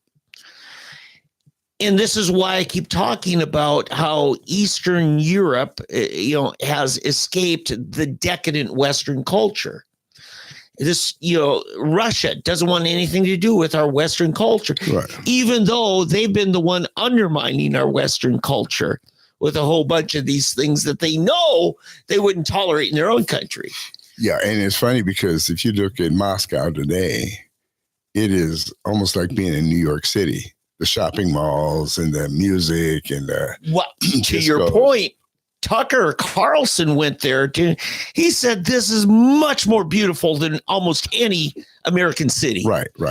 Yes, because they've adopted the modernity and the industrialization, but with a stronger moral code. Yes. Than we have. Yes. Right. You don't have the shoplifting. Yes. And the crime, or let's put it this way, the petty crime. Now, the Russian mafia is probably much worse than our syndicates here in America, but the petty, obvious crime, the small time crime is not as obvious. Yeah. Yeah. And I'm just saying, a lot of the forces decaying our American culture, our society, and our value system has come from leftist influences. Right. A lot of it, during the era of the Soviet Union, you could point to it, and they do that to undermine us so many ways. I mean, it's now an open secret. All this anti-fracking narrative was coming from Russia. That, it's dangerous, the earth will have terrible earthquakes. It had nothing to do with fracking. But that was the narrative, and the leftists loved it because it fed into their radical environmentalism. Yeah. So anyway, I'm just saying this is the problem with an arrogant American mentality on the left or the right. Whether it's the nation builders or the warmongers or, or the Obama types. Yeah. Yeah. Clinton, Obama, and on and on and on. Yeah. We have a real opportunity right now. We've got 4 years and hopefully more, but we really have an opportunity. We've won the Senate. I don't know if the House is still up in the air. I've got an update on that. Okay, please. Okay. Let's have the update. So right now there are 216 by universally accepted decided seats that the Republicans have. And there's about 210 Democrat seats. Most of those which are still left, which is about, do the math, 435 and subtract. Yeah, there's about 15. Anyway, probably will end up with about 223, 224. So it looks like we'll at least get our 219. We need our 218, right? Well, it's 219 that pushes us over. Though. No, makes us 218 gets us past halfway. A 435, you end up with 217 and a half is 50%. Okay. So yeah, 218 will get you the majority.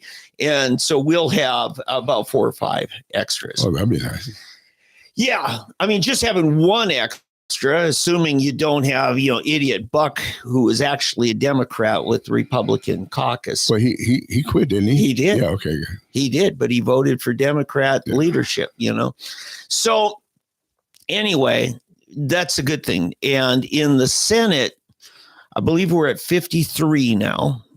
Senator Casey, the son of a former governor, Casey, has been defeated. By McCormick. Yes. That was close. That was truly a close win. That's the same race, isn't it? That what's his name? Well, no, he ran on the other side, Dr. Oz. But McCormick, this is his second time running. Yeah, he got beaten the primary by Dr. Oz last time. Right, against Fetterman. Against Fetterman, yeah. Now the one left open is the one that Kari Lake is in. Now Kari Lake. Here's the crazy thing. Evidently, in Arizona, the county election boards are like autonomous, and they're going to announce when they want to announce. And there's like nothing the Senate can do unless you get Republicans, conservatives take over the governorship and both houses of the legislature, which they'll never do if the election board is corrupt. You see how it becomes a vicious cycle. Yeah. And so you've got to bring it all under state control, period. But evidently, according to Kari Lake sources, there's still like nearly 1 million votes yet to count. That's it. In Maricopa County alone. Okay. And that's a conservative. Yes. Yeah. No. Oh, okay. Because remember, that's where Judge Arpaio's. That was his county. And eventually he was voted out of office too. Yeah. But what I'm getting at here, yesterday morning, I woke up to the news. There's been a ballot drop and she just gained another 12,000 votes. She went from like 50 some to like 43,000. She was down. Now this morning I see she's about 34,000 down. So she's gaining 10,000 margin every day. Every 100,000. Yeah. So it looks like she could win this thing, but it looks like they could cheat this thing too. And I mean, either that or you're going to see the federal government pass a law to federalize some of this stuff, which I don't want. I mean, in practicality, I can see the benefit, but as a principle, I'm against it. Yeah, because it comes back to bite you on the other side. It does. Because they'll come in later in Oklahoma and change things. Right. And 4 years ago, assuming the narrative that they stole it, it was different people acting independent. It was really only 6 counties. Mm-hmm. But in concert, they stole the election because you all of a sudden, we still don't know where those other 5 million votes for Biden came from. Keep in mind, he had 81,000. She got less than 70,000. That's actually a $10 million or 10 million vote drop. And Trump got his usual 75,000 or million. So Trump really didn't go up. It was Kamala's, Biden's support just evaporated. It could be it never existed. Yeah. So, and it could very well be that in reality, Trump swept all the swing states 4 years ago. Yeah. And I think a part of it is who was running it this time, the RNC, it was Trump's daughter-in-law and that new RNC vice president, vice chairman, and they basically served notice from the beginning that you're not going to get away with it this time. And Charlie Kirk's Turning Point operation, they had hundreds of boots on the ground in the swing states, hundreds. Yeah. So, and they just would not be denied. No, we're staying. No, there's not a water main leak. You cannot, these games you play for years, we're not going to put up with it. And it caught us by surprise 4 years ago. It didn't this time. They knew, so by the way, I want to say this. If there had been national popular vote, remember there's a big push for a compact between states. Of the 535 electoral college votes, Trump would have got all but about 20 because all those signers, which are leftist states that signed it, they would have been forced to give all their electoral college votes to Trump because he won the popular vote. My solution is that you make every congressional district's electoral college vote, because every congressional district gets one, plus the state gets 2 at large for their 2 senators. I think you do like Utah and Maine do. You let their congressional electoral vote reflect how that congressional district voted. And the Republicans wanted to force Nebraska to change that for the sake of getting 1 vote. And I say just the opposite. Mm-hmm. You have every state do what they did. In Oklahoma, Trump still would have got our 7. But 4 years ago, who won Wisconsin 4 years officially was Biden, right? But that Biden only won 2 of the congressional districts. So Trump would have got 6, Biden would have got 4, even though in Wisconsin, Biden won the popular vote by the official count. So, and it's always been that way in Pennsylvania, your hometown, Philadelphia, they always go leftist. But in a lot of the last 40 years, a majority of the congressional districts went Republican. And so if you make all of them autonomous, I think you have a better reflection of the voting public. Because if you got like 90% support in some leftist city, fine, they get that congressional elector, but they're flooding over the rest of the state in taking away the autonomy of the other electors. So what it would have been 4 years ago, Biden still would have won if he had done this thing, but he would only had 276, barely over the 270. You're bored. I'm thinking about everybody out there. Probably using you're right. Word wonky. Yeah. But when David Tackett as a lobbyist for, he won't call himself. Let's not get any more in the weeds. Nobody cares about David Tackett. When he was pushing for Oklahoma to join this compact for national popular vote, I said no. And I told him this narrative, I think, is a better solution. Oh, yeah. But I think the founders, when I think of it, it was God speaking to the founders.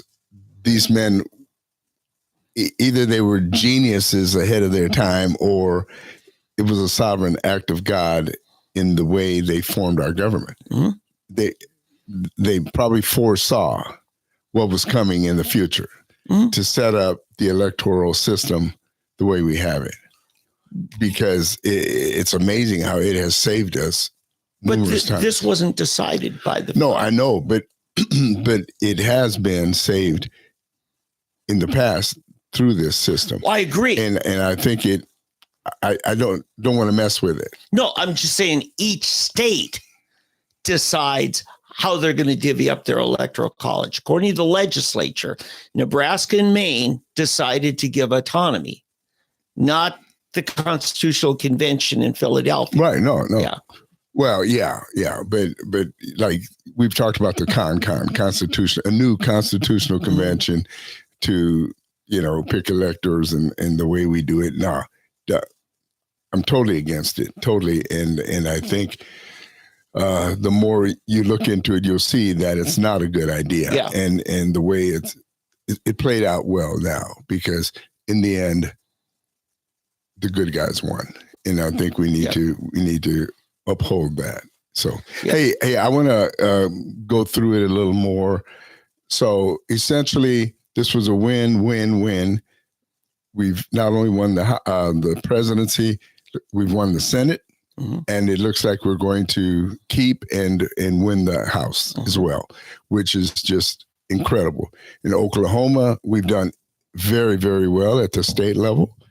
A little bit of a disappointment in the judicial area. We were able to get rid of one of the three Supreme Court justices that we impeached her. Right. We wanted to get rid of three, but we only got rid of one. This is the first time in Oklahoma history that's ever happened. Why do you think we got rid of the one and not the other two that we were wanting to? She was beginning her 5th decade on the court.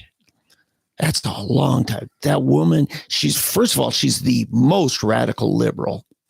She's in her 80s, I think, maybe her 90s. She's been on the court since 84. So she's in her 5th decade. So you think that's what it is? You think it was? She was particularly, it's do you think it'll make a difference? Just that one? Do you think Sure. It will make a difference? Absolutely. Yeah. Because now in the next legislature through the spring, Stitt's going to have to choose one of 3 that are put to him. Now, the sad thing is we haven't reformed how the nominations are made. Right. People think that it was Stitt's decision. No. Stitt often gets a decision between a bad, a worse, and a god-awful. That's the first time I heard it. Yeah. Bad and worse than god awful. That's not good. That's not good. Okay. Right. And so we do need to change that. And this would be something I hope Stitt prioritizes, is pushing that reform for his successors. Right. Yeah. All right. Moving locally, a lot of the people that we wanted to win here. Legislatively, we did really well. Christy Gillespie won. One notable disappointment is Paul Hassink. Paul Hassink, he didn't make it. This is his second time. And it was a nearly 10-point spread on his. Yeah. And he worked so hard. He really did. This is his second time now, I think. And here's the thing about it, and it'll go down into my race as well. Yeah. We're dealing with a purple moving to maroon district, the area, the voting. I think it's moving more in the blue direction. Oh, that's right. I'm sorry. We're going the wrong way. That's right. Moving more blue. So what would we be? Violet. Violet. There we go. Thank you. Violet. Plum. I'm colorblind. Apparently I'm I don't know my colors real well. Yeah. We're going the other way. What people don't know, well, you should know. You should know. But we've got the center of Tulsa has become very, very, it's San Francisco of the Midwest. Yeah. I spoke at a Type Pros meeting several years ago. Yes. This time you sent me. Oh, that's right. You went to that. Well, I went to a Type Pros meeting years ago. This was just a regular Type Pros meeting. And I was on a panel with these people, and it was the most extremely left-wing. The Winers Club. Liberal. It was unbelievable. And I couldn't believe it. And I just let them have it. And of course they didn't like what I had to say, but that is who essentially has taken over the core of Tulsa. Mm-hmm. If you look at the city and county districts that encroach on the middle of Tulsa and state elections that are if you take from, let's say, 41st Street in particular, 51st, and move north, you're looking at ultra liberal representatives. Yeah. And so Paul, his ended at 76th Street South, and then it moved north, east, and west. And so he was dealing with a very, very tough hand. Yeah. And so, and I happened to be in the same area. Mine went further south, all the way to 101st. And if you look at the areas south, I did well down south. But if you look at right here where my office is, from 41st to 51st to 61st, Sheridan to Memorial, I did horrendously poorly. If we went further south of 71st Street, especially, it got better and better. So it's Tulsa. This is where we are now. Tulsa has become essentially, I would call it San Francisco of Midwest. Yeah, the city.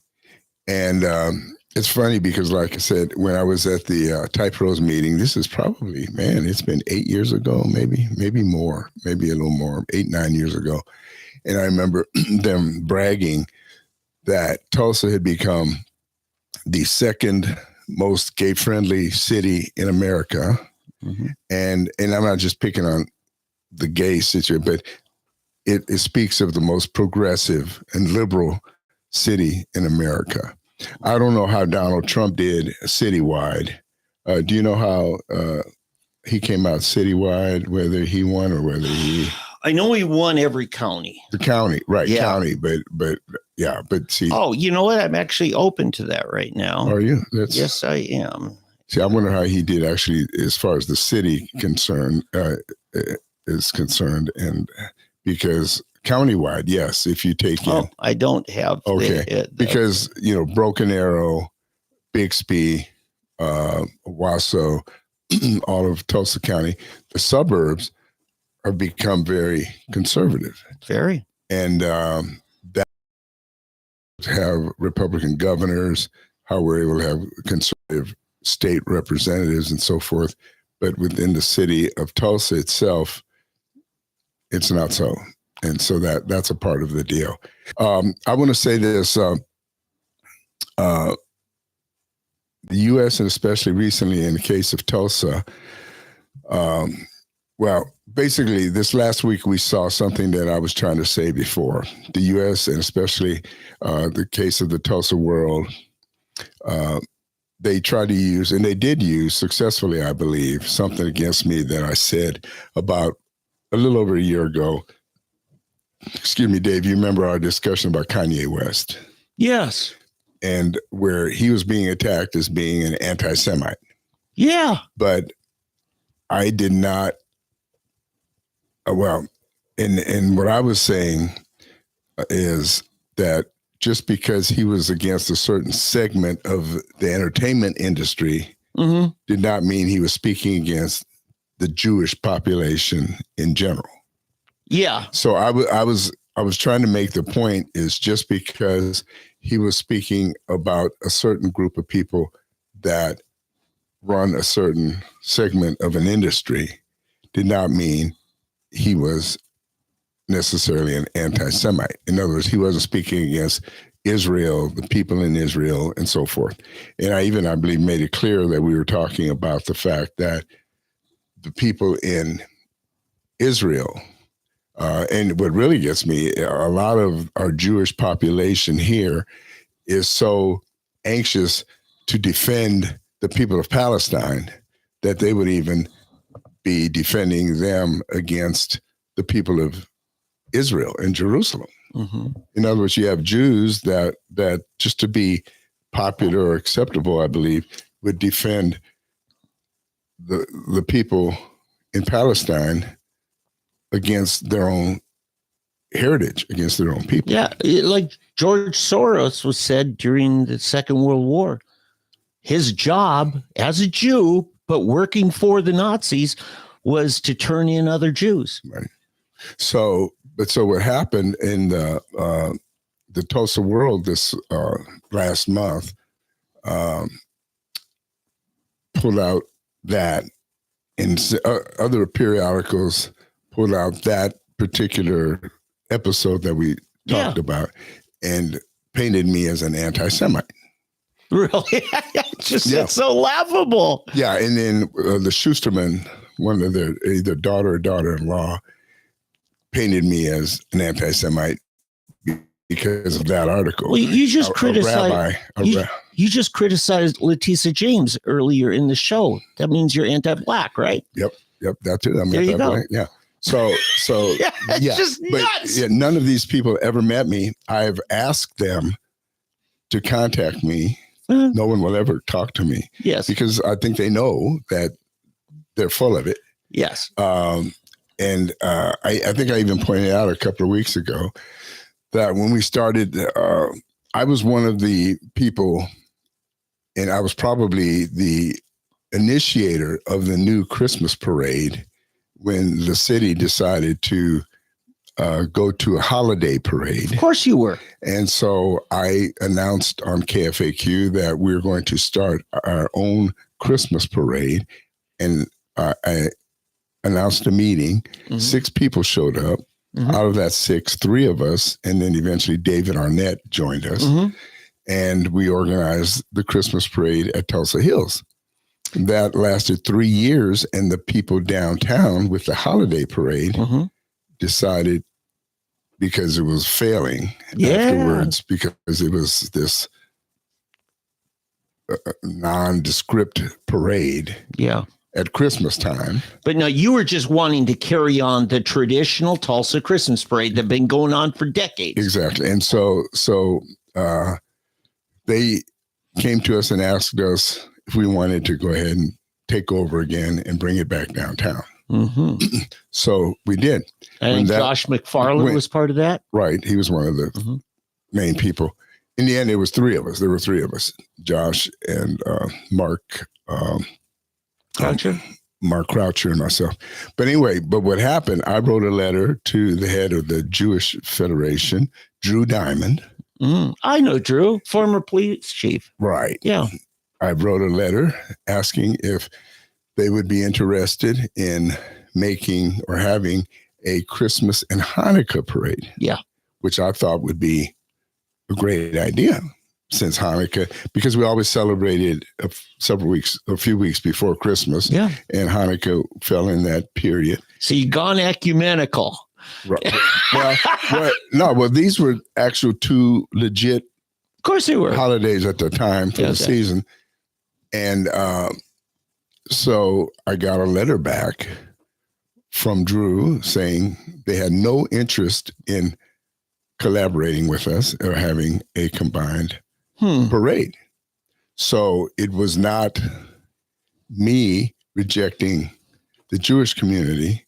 It was the Jewish community rejecting me and us. Sure. So for them to think that I was anti-Semitic is the farthest thing from the truth. I've always defended the Jewish community. Well, you were honoring Hanukkah. I am. I think, in fact, what's so funny, I can't remember if it was that article, it was another article that I've written that they obviously ignored, that I honored Hanukkah in the fact that what Hanukkah was really about, it was a rebellion against religious intolerance or trying to kill a religion. It was in the days of the Maccabees. Right. They brought it, the Jewish worship back to the temple because the Greeks, I guess at that time were ruling. Yeah. They had forbidden the Jewish worship and they killed a pig in the temple. Okay. And then they had forbidden any Jewish worship. They desecrated the temple. They desecrated, right. The desolation. Abomination of desolation. Thank you. Yes. Too many fire hose going through the garden hose here. So anyway, and when the Maccabees came and they were like a rebel army actually, and they they took back. They were a militia. Yeah. Oh, those are deadly militias. They took back over, and when they won, they ended up reinstating the freedom of worship. But I think there's a miracle involved in this. God's provision it has something to do with the lamp.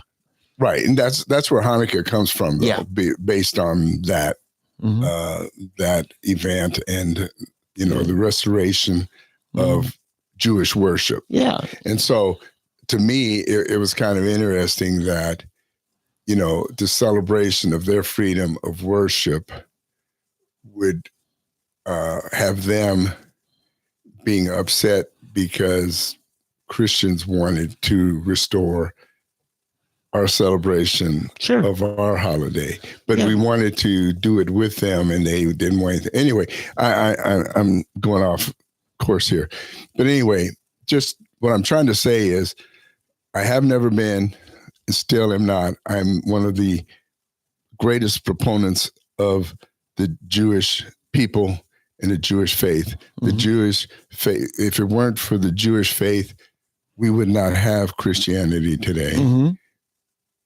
God has always...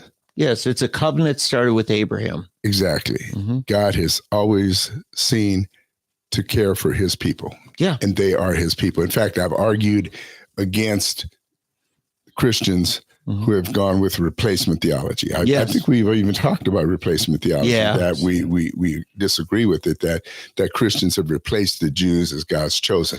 You and I have had that discussion. I think you've been... We should devote one show to it, I think. This year, Hanukkah and Christmas, I've heard, is the same day. There you go. That'd be interesting. Well, Hanukkah is actually 8 days, I think, isn't it? Maybe it's because it overlaps. I'm sure they overlap. But. So I do want to say this.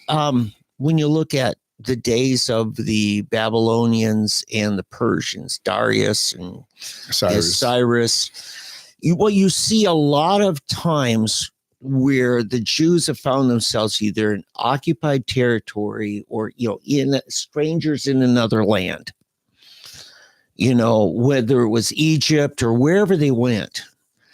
And it was in those days when the government of the land was accommodating to pluralities of form of worship.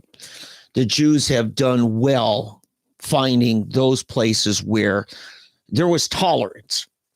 And I'm not talking about Iran under the Shah.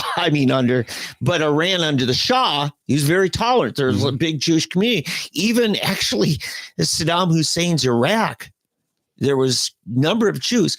They have found a way, and this has been a big challenge of the Jewish people, is find a way to live in harmony even when you're the minority. And that's an important thing. They have to be vigilant all the time against the intolerance of anti-Semitism. Right. Oh, yes, for sure. And you talk about Nazi Germany, and I think we talked about it, that my grandmother was in a party, an anti-Nazi party. And my mother told me stories how she was, when she was like 10 years old, on the streets with my grandmother. My grandmother was giving out anti-Nazi leaflets. Yeah. When the Gestapo came by, took her papers, poured lighter fluid on it, and burned them right there in front of her. Yeah. Somebody likes you. Some kind of fly. But so those are some of her early memories during that time, that her mother having her anti-Nazi papers burned in front of her. Yeah. And but yet they're trying to paint me as a Nazi. Yeah. Stuff like that. And it just ticks me off, because they try to paint a picture for political purposes, which is basically a lie. And so anyway, but we have a rich family tradition. Right. Well, that they don't know and they don't care to know. But anyway, but what I wanted to get at. So this way, 2 days ago. Yeah. So I want to bring this home because I lived in Amsterdam.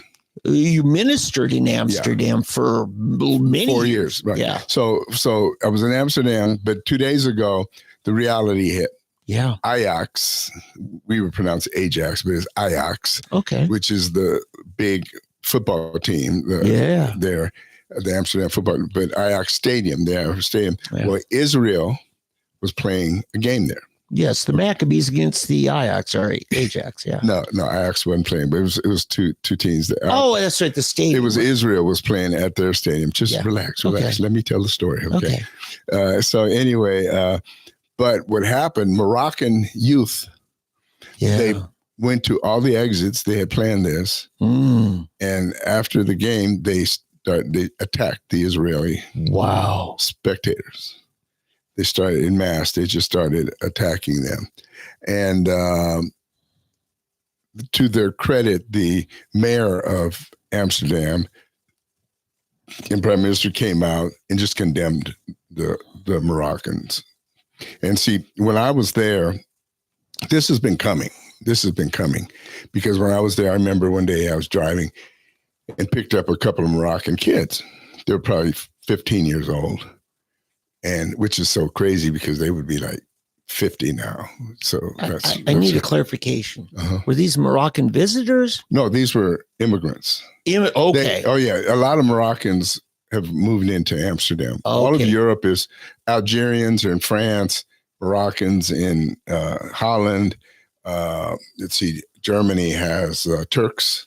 Okay, so they've all brought these people in to become they're like Mexicans in America doing the common labor. So this is that narrative of the immigration flood in Europe, right? But it was, it's been going on since the 70s. This is a earlier flood.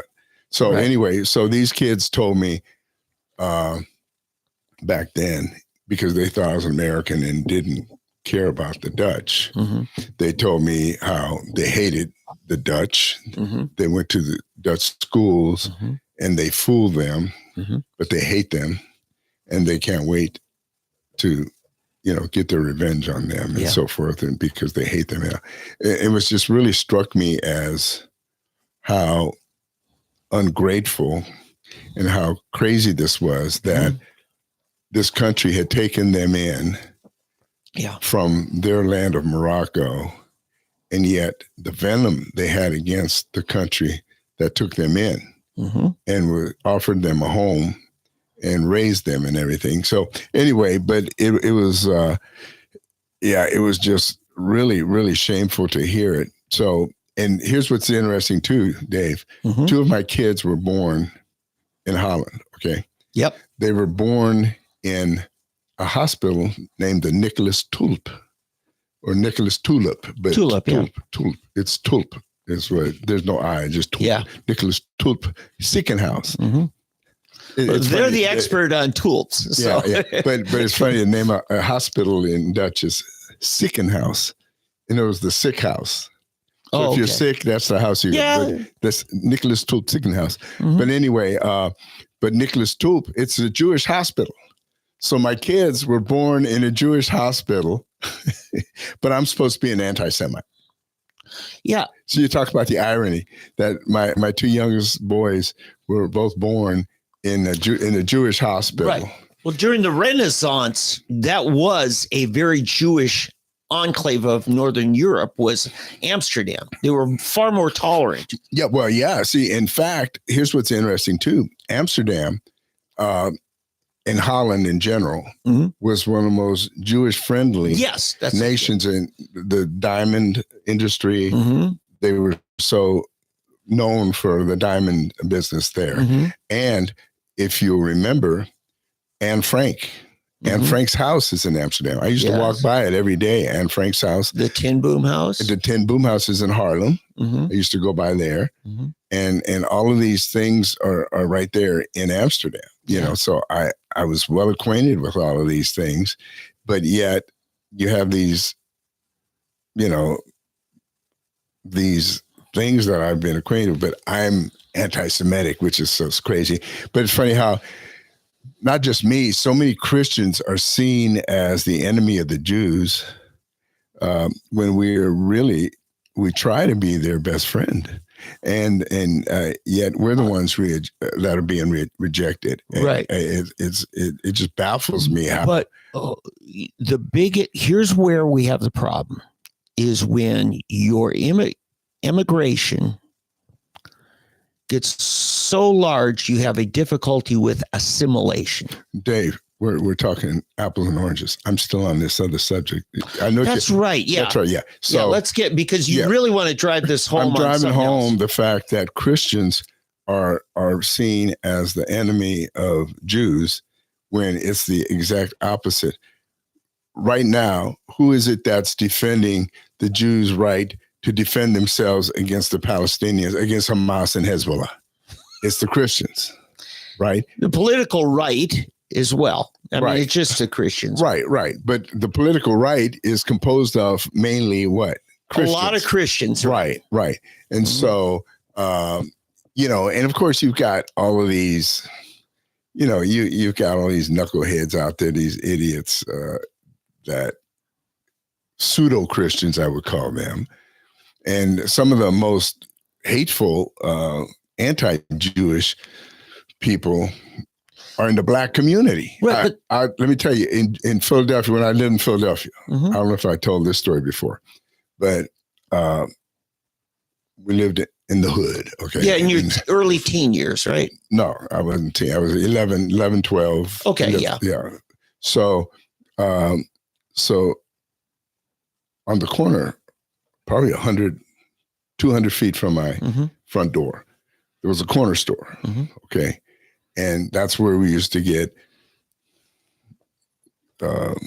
snacks. You'd go to the grocery store. Of course. It was like 7-Eleven. It was like 7-Eleven, but it was a corner store. And it was family run. It was Jewish family run, but it was a Jewish family. Yeah.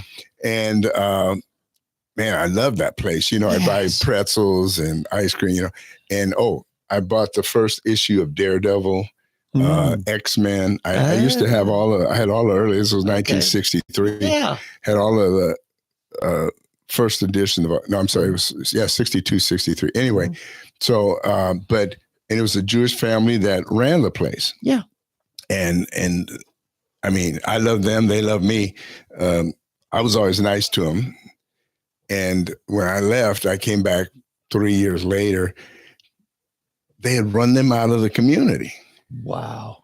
Yeah, they had run them out of the community because it was such anti-Jewish sentiment there. And it was then it was taken over by Muslims, Black Muslims.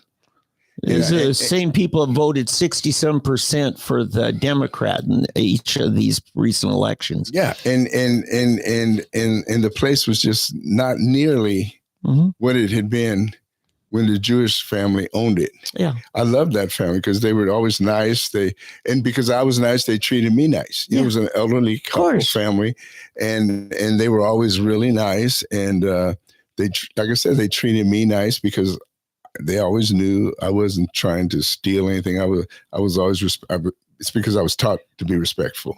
Yeah, they probably knew where your mother or father lived. I lived right across. Maybe because I lived across the street. Yeah. So, but anyway, but it really kind of hurt me. I thought, man, why would they get rid of that place? Because it was never the same. It was never the same once that Jewish grocery store or corner, it was the corner store, we used to call it. And it's funny, every other block had one of those in a little Jewish corner store. Yeah. Every other corner. And then interspersed with the Italian hoagie place. The Italians ran where you could get your Philly cheesesteak and your hoagies, which is a submarine sandwich. But it's interesting because for them to paint this picture of me being anti-Semitic, it's just ridiculous. But it really ticks me off because. But the evidence is the other direction, Eddie. Well, it should be. But see, it's all fair in love. They say love and war and politics. They left politics out because these people don't know me. They don't know anything about me, but they just make this crap up. It's this crazy globalist mass immigration policies that have endangered people like this, visiting teams coming in for a soccer match. Yeah. It's the hostility because people don't assimilate to the larger community. Well, but see, I think the Jewish community is somewhat responsible for themselves. Be careful now. No. They're going to use this. Well, let them use it. I don't care because I'm always going to tell the truth. And the reason I say they're somewhat responsible is because of the fact they're trusting themselves to the people who are not able or willing to defend them.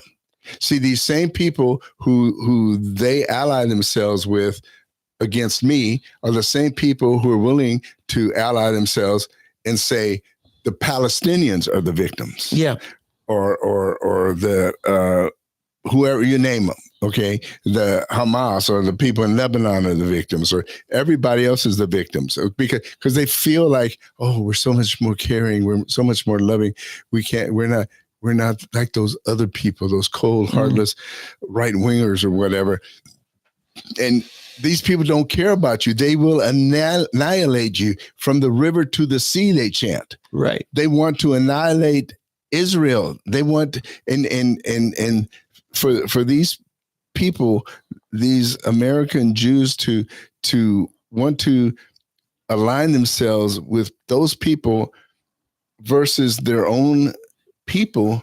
Yeah, it's ridiculous. There's an article today where there's a woman here who escaped the October 7th massacre, and thank goodness, at least the world is talking about that, and someone has brought her in to talk about how horrible. I want to agree with you on something. Okay. This point is the Jewish people also have a responsibility to assimilate. I don't mean give up your faith, give up your customs, give up your holidays or any of that. But Drew Diamond, who you mentioned here, I met Drew Diamond when he was speaking at an Assembly of God church. Okay. He was head of a police force on Vice. And we were trying to clean up a lot of the sex businesses up on Kendall Whittier. Drew Diamond, because of his job, he later became police chief of Tulsa. But I live, my back fence backs up to a Hasidic Jewish synagogue. The rabbi there, I've tried to engage him in conversation, really won't. He's not rude, but he just kind of cuts off conversation. Because you're unclean. But his wife, Mrs. Wig, I've helped him out at times when they were stranded and her kids are in danger, the heat wave, and their car won't start in the Home Depot parking lot. And she just couldn't believe I was helping her, And I said, let me call my wife, get you and your kids home if we can't start the car. And meanwhile, I finally was. And she said, I can't believe you do it. I said, Mrs. Wig, you're my neighbor. And, a few times since she's asked me and I said, of course I will. You're my neighbor. I keep on saying, you're my neighbor. I'm trying to get that to drill into them. You're the Samaritan. Act like a neighbor. Right. Being neighborly is important. And I don't care what your faith is. It's still good to be neighborly. I don't mean partake in their pagan rituals or anything like that. But be civil. I will quote Solomon to you. He who would have friends must show himself friendly. Boom. Okay. And it is this globalist onslaught of people that you aren't making an effort to assimilate. It's almost like you want hostility. We've got it here in Tulsa. We've got it in surrounding Jinx. There's a huge Myanmar population there that is driving the neighbors nuts because they don't want to be part of the neighborhood stuff, and it's like, come on, folks. We did it before. We did it in the turn of the 20th century when we brought all these European immigrants in. Yeah, it's interesting. The melting pot has become a smelting pot. Yeah, it's we've separated, and it's the media is who's behind this. And what I'm going to get back to the original thing here is a great deal of, for example, the Schusterman's daughter. Okay, her issue, I believe, is not one necessarily even of the Jewish faith. Because I've dealt with this issue before with others. It's more the issue of women's rights, abortion. It's social issues. It's politics more than faith. Yes. Right? And because if it were about faith, we wouldn't have an issue. You're onto something here. And so you may not like what I'm saying, but check yourself. Okay. Yes. You're anti-Semitic if you don't believe in abortion. That's what they're saying. Yeah. Not everyone, not all. Now, if you're going to, she's saying, right. If you're going to Orthodox and some of the more ultra Orthodox Jews, they do have a strict, non mixing theology, like your guy. If it's an Orthodox, they do. I don't consider it being rude or anything. Right. They don't want to be unclean. They don't want to. Well, his mission is to the tribes of Israel. Right. And he's focusing on that. Right. So that, although I may not like it or agree with it, at least I can respect that more. What I don't like that any more than I do Black Baptists who try to not have anything to do with white Baptists. Mm-hmm. You find them out there. They're preaching against. I was listening to Black radio when I had this Black Baptist, and he went through. They started in Genesis, and we're going through, and every biblical character that was a hero was Black. Mm-hmm. All of a sudden, they were all Black. Yeah. And I was thinking, this is so silly. This is what difference does it make? Right. What does that say to an Asian person? Yeah. To a Native American person? So you're basically you're just, instead of them being white, now they're Black. What good does that do to a person from Asia, China, Japan, Korea, America, a Native American, right? When all of a sudden they're all Black. So they still don't fit, instead of, who cares? He was actually Middle Eastern. They're not Black. They're not white, and so to me, I don't care. It's about what he did, what he came for in a period, as Galatians 4:4 says, in the fullness of time, God sent his son, born of a virgin. Yeah. That's all that really should matter. It didn't say, in the fullness of time, God sent his white son, born of a white mother, or his Black son, born of a Black mother. No, that isn't it. But people, they get so hung up on these things.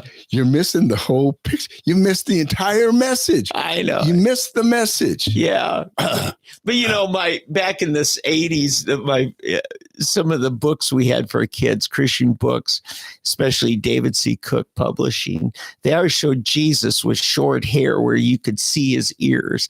And it's like, it's their own cultural bias they're trying to impose on the Bible story. Dad, I would tell you, I used to be a cameraman when I was in college at the ABC affiliate in Lubbock, Texas. Really?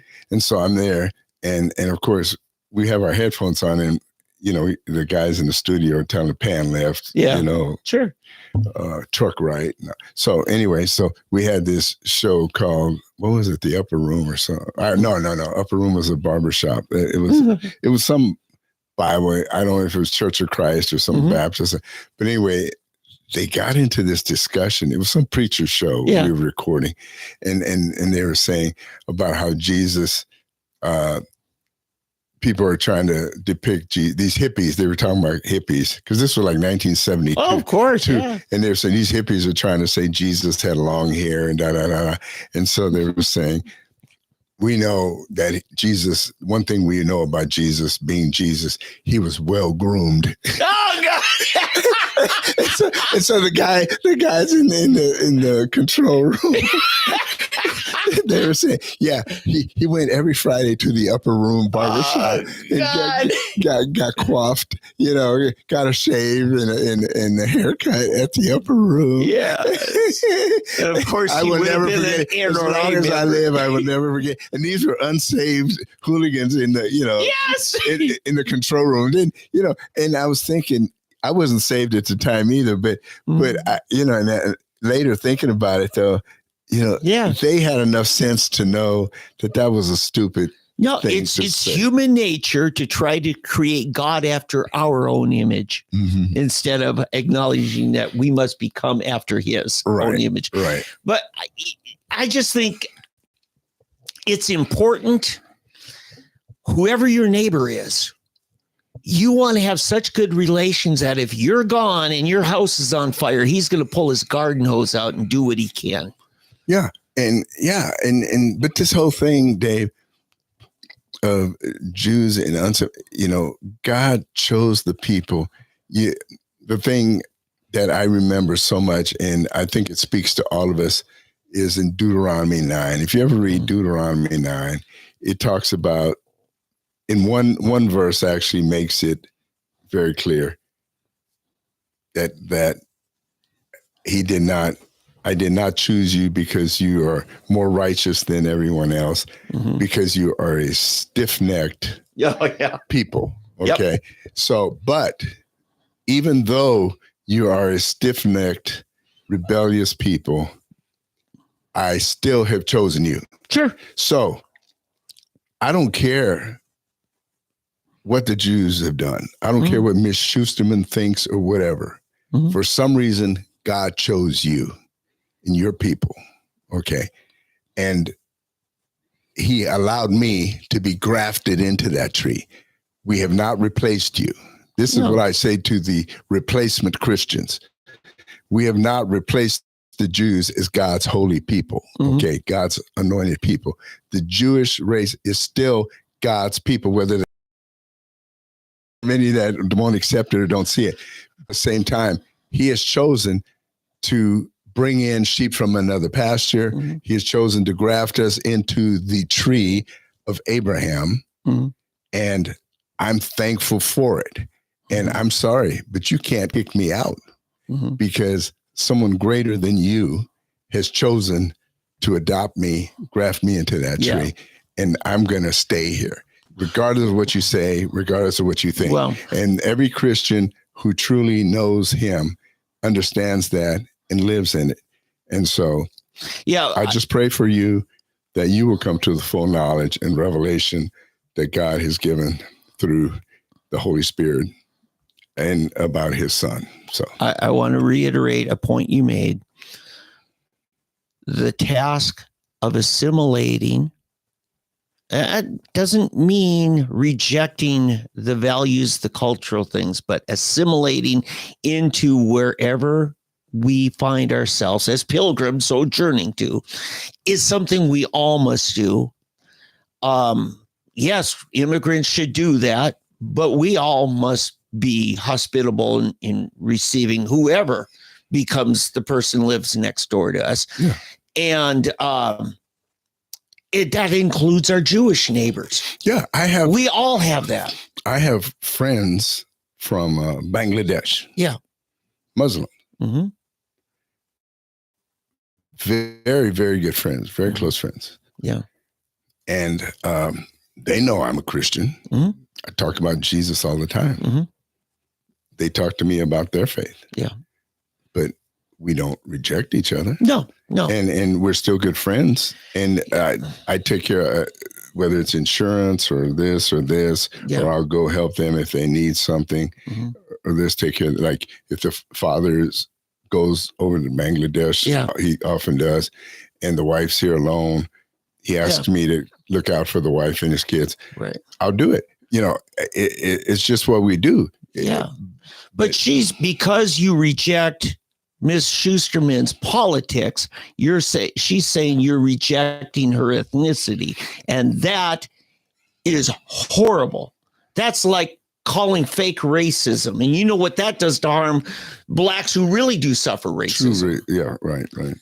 And she's really harming her own people when she calls somebody just because they have different politics that they're anti-Semitic. Yeah, just like, right. So when you see this situation in Amsterdam, that's anti-Semitism. I mean, that's just hating Jew. We're going to beat them up. We're going to do whatever we can. October 7th, that is Jewish hatred. Yes. Okay. It's funny because I used to, when I got married, my wife gave me a gift. It was a Star of David. Yeah. I wore it many years. I would have to take it off. We went to Morocco. Okay. Yeah, I wouldn't go so well there. Right. And I also had a ring with a cross on my ring. Oh yeah, that'll get you in trouble too. I took them off. I left them. Yeah. And went down there and I saw why. We had to flee the country because we had tract in Arabic that we were handing on. Somebody, my wife gave one to somebody, and the guy went, I think I told the story, he went bananas. But, and another team that went later got arrested. You know, they actually were arrested. But it's like, you know, I have always felt a closeness to the Jews. Yeah. They may not feel that. In fact, they definitely, I can tell now, they don't feel that from me. But I don't care. You know what? I don't care. I don't need that, you know. I push back a little on this, Eddie. These particular activists don't receive you well. But believe me, there's a lot, and you've got customers, the clients, Jewish, that think just very well of you. There are plenty of people in the community. Yeah, because we don't discuss it. We're just Tulsans. Right, we're Tulsans. That's what we should be, right? You know, and it's this kind of stuff that she's exploiting this issue. Yeah, because I may not want funding to go to the ballet or to the Tulsa Performing Arts Center. Those are the real issues. Well, I mean, honestly, you're pro-life. That's her problem. Well, that's another one. Yeah, that's another one. Yeah, you see, this is. But even beyond it, I'm touching the arts and certain other issues that I think. Yeah, George Kaiser, his sister has been a longtime customer of mine, and for actually Miss Miller, Carol Miller, I didn't even know she's George Kaiser's sister, but George, you know, Jewish, and you know, it's not anti-Semitic to push back against his political agenda, and he has a huge political agenda. Yes, that's the thing. And see, he's bringing in, through his program, professionals here, 10 grand if you come here. He's trying to do that same thing to change and make Tulsa blue, right, politically, right. You know, and it's that same thing. By the way, this is also part of Obama's narrative of pitting certain groups against other groups. If we're fighting each other, we won't fight the government. And it's just one of those things. Let me transition now that we're discussing this. This was just a certain thing, but I thought this story about what happened in Amsterdam just shows what you really need to be focused on. Yes. To the Jewish community. Forget this stupidity of whatever it is that Miss Schusterman or this rabbi that wrote something in the Tulsa world that who has never met me, never spoken to me, wouldn't know me from Adam, that the Tulsa world got to say these things about me because of what they fed him. But these are the really important things. And if you don't watch out, I guarantee the same thing happened in Germany in the 30s, that they probably fought against people like my grandma, Hitler, and they probably used like George Soros, who was turning in Jews, against Germans who were against Hitler at the time. You know, this is what you got to watch out. You got to stop this. You got to think about who your real friends are and who your real enemies are, and don't be. And I don't want to just speak to the Jewish community, the Black community, Hispanic community. I ran into a Hispanic guy at one of these forums. Yeah, we were at. Yeah. And he was the same, just totally bought into the whole liberal ideology, thinking that, I hate to say it, I'm going to sound like the racist now, but thinking that the white man is his salvation, that the white liberals, as Malcolm X said, that the white liberal is his friend and going to make life better. Yeah. No, the white liberal is out for the white liberal.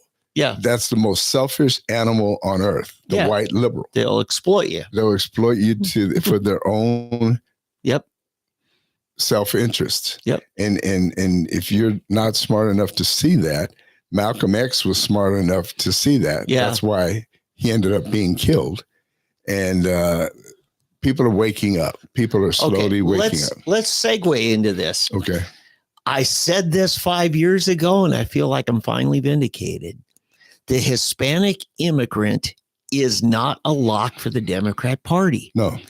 They in groves, they're becoming Republicans and Republican activists in certain areas. Now, we're actually seeing a lot of blacks involved in the Republican Party. More and more every day. Yeah, in Tulsa particularly. Escaping the plantation. Yes, but I'm saying we have a huge opportunity now, especially now, to really open the welcome mat. Rhonda, you listening? GOP, are you listening? It's time to reach out to Hispanics and say your family values traditional, family people. You don't want the government doing everything for you. You just want them off your back so you can work hard and provide for your family. That's the narrative of a large number of the Hispanic communities here in Tulsa.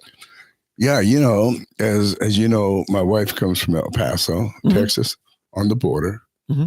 I lived there another chunk of my life. And to me, it's one of the most beautiful cities in America. 70% Hispanic. Yeah. Mexican, to be exact. Yeah, there you go. And man, I mean, I love El Paso.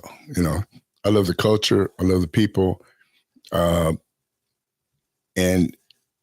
they're very, very successful people. I mean, very successful, very industrious. They don't put up with this BS, okay? And because they know better. They're tired of it. And Texas went very heavy Republican this time, even the Hispanic community. Yeah. But it's because they're tired of this stuff. They've seen it. The Democrats have overplayed their hand. Yep. And finally it's backfiring on them. Yep. And so we're in a new day. The only thing I can say, Donald Trump and company, do your job. You've got work to do, and you got to do a good job. And you need to surround yourself with the right people, with the right vision and the right ethic in mind. Don't get a bunch of clowns like you got last time. Yep.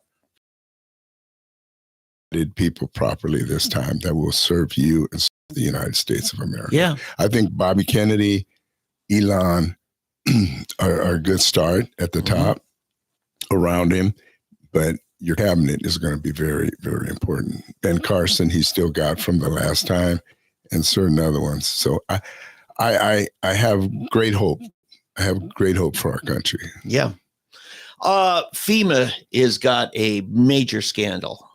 Federal Emergency Management Administration. Now they're part of Homeland Security, and a team leader down in Florida, Lake Placid, Florida, told the FEMA canvassers going out in this neighborhood to avoid homes advertising Trump.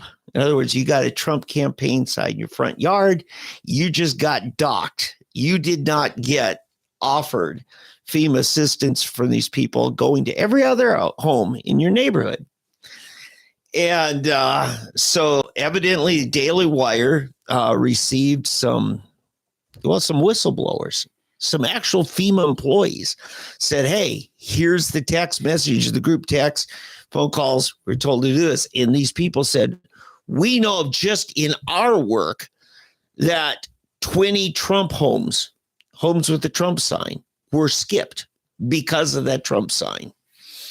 And I mean, they caught him red-handed. FEMA today issued a statement saying, we are horrified that this took place and therefore have taken extreme actions to correct the situation and have ensured that the matter is addressed at all levels. Helping people is what we do best. Our workforce in agency will continue to serve survivors as long as it takes. But what's so crazy to me is that they're so bold. Yes, they are. To blatantly just put that in an email. Yeah. Or text message, one or the other. But still, to openly just say, avoid every home. I mean, that shows how brazen they are, that they can think that empowered they feel. Yeah.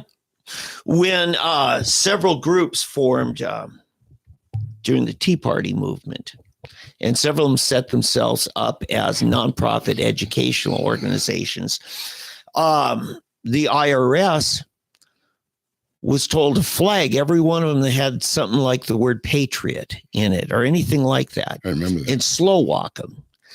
And they ended up having to settle out of court with hundreds of them. And I mean, it cost the taxpayers. We paid out millions of dollars to these organizations. That's the thing. It isn't their money. Right. It's our money. And these people could file a lawsuit, for damages. Because this is selective. It's not based on the color of your skin. It's based on the political sign in your yard. Right. See, they should assign personal damages to the individual who does this.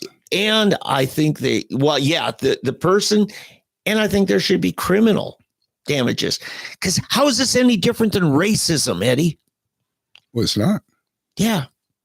And that's just it. Being a Trump supporter is not a, quote, protected class. That's a problem I have with the civil rights legislation that we passed, where we set up protected classes because we, by definition, said if you're not on this approved list, you're not protected. Yeah. Yeah. It reminds me, where Clarence Thomas started with the EEOC. Yes. And they were upset with him because he did what you're saying. He went after it, not as classes anymore. He went after individual cases. Yeah. Because he saw what they were doing was they were just attacking it as classes, and people were getting money that shouldn't have, and people that should have as individuals weren't getting it. Yeah. So he did it how it should have been handled. Yeah. And so. Hey, you and I were at a watch party Tuesday night, and one of our last conversations, I think you were standing there when our friend, the insurance commissioner, was there. Former insurance commissioner. Oh, you have him already? Yeah. Yeah, okay, I'm sorry. By the way, one of the rumors I got late that night, just before I left, is that Kevin Hearn may entertain the idea of running for governor in 2 years. That's interesting, because the names bantied about now are largely Charles McCall, Speaker of the House, leaving office here. Yeah. And Gentner Drummond. Yeah. Okay. I think if I had to choose between those three, I mean, Kevin Hearn's my man. Yeah. Really. So John Eccles, of course, he's made no secret about it. He's definitely interested in the Attorney General's office. John, I consider a personal friend, and I definitely would support him. Although I think very highly of John O'Connor. I just don't think John, either of them I'd be happy with. I just think Eccles brings more energy and skill to the job. I really do.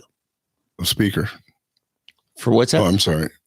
For Attorney General. Right, Attorney General. Right. Yeah. So John wants another crack at it, but a full term, because he only had a partial term, right? Right. He was appointed to fill and then tried running for a term, but lost to Drummond. Right. And yeah. So that's just some of the things for those of you who can't wait for the next campaigns to begin. Yeah. So, it's funny. I was talking to people, that because, after you come up short, it always, there's doom, gloom and all that. And, but I remember, did you ever read Bloom County, the cartoon? A little bit. The comic strip? Yeah, a little bit. With the penguin Opus. Oh, sure. Okay. Yeah.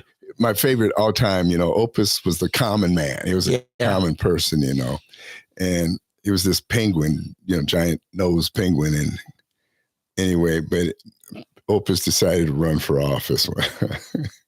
I have all the books. They made them into books. You can get the books on Bloom County Books. But anyway, so Opus lost his race. Mm-hmm. And I feel like Opus, So Opus lost, and he's all doom and gloom.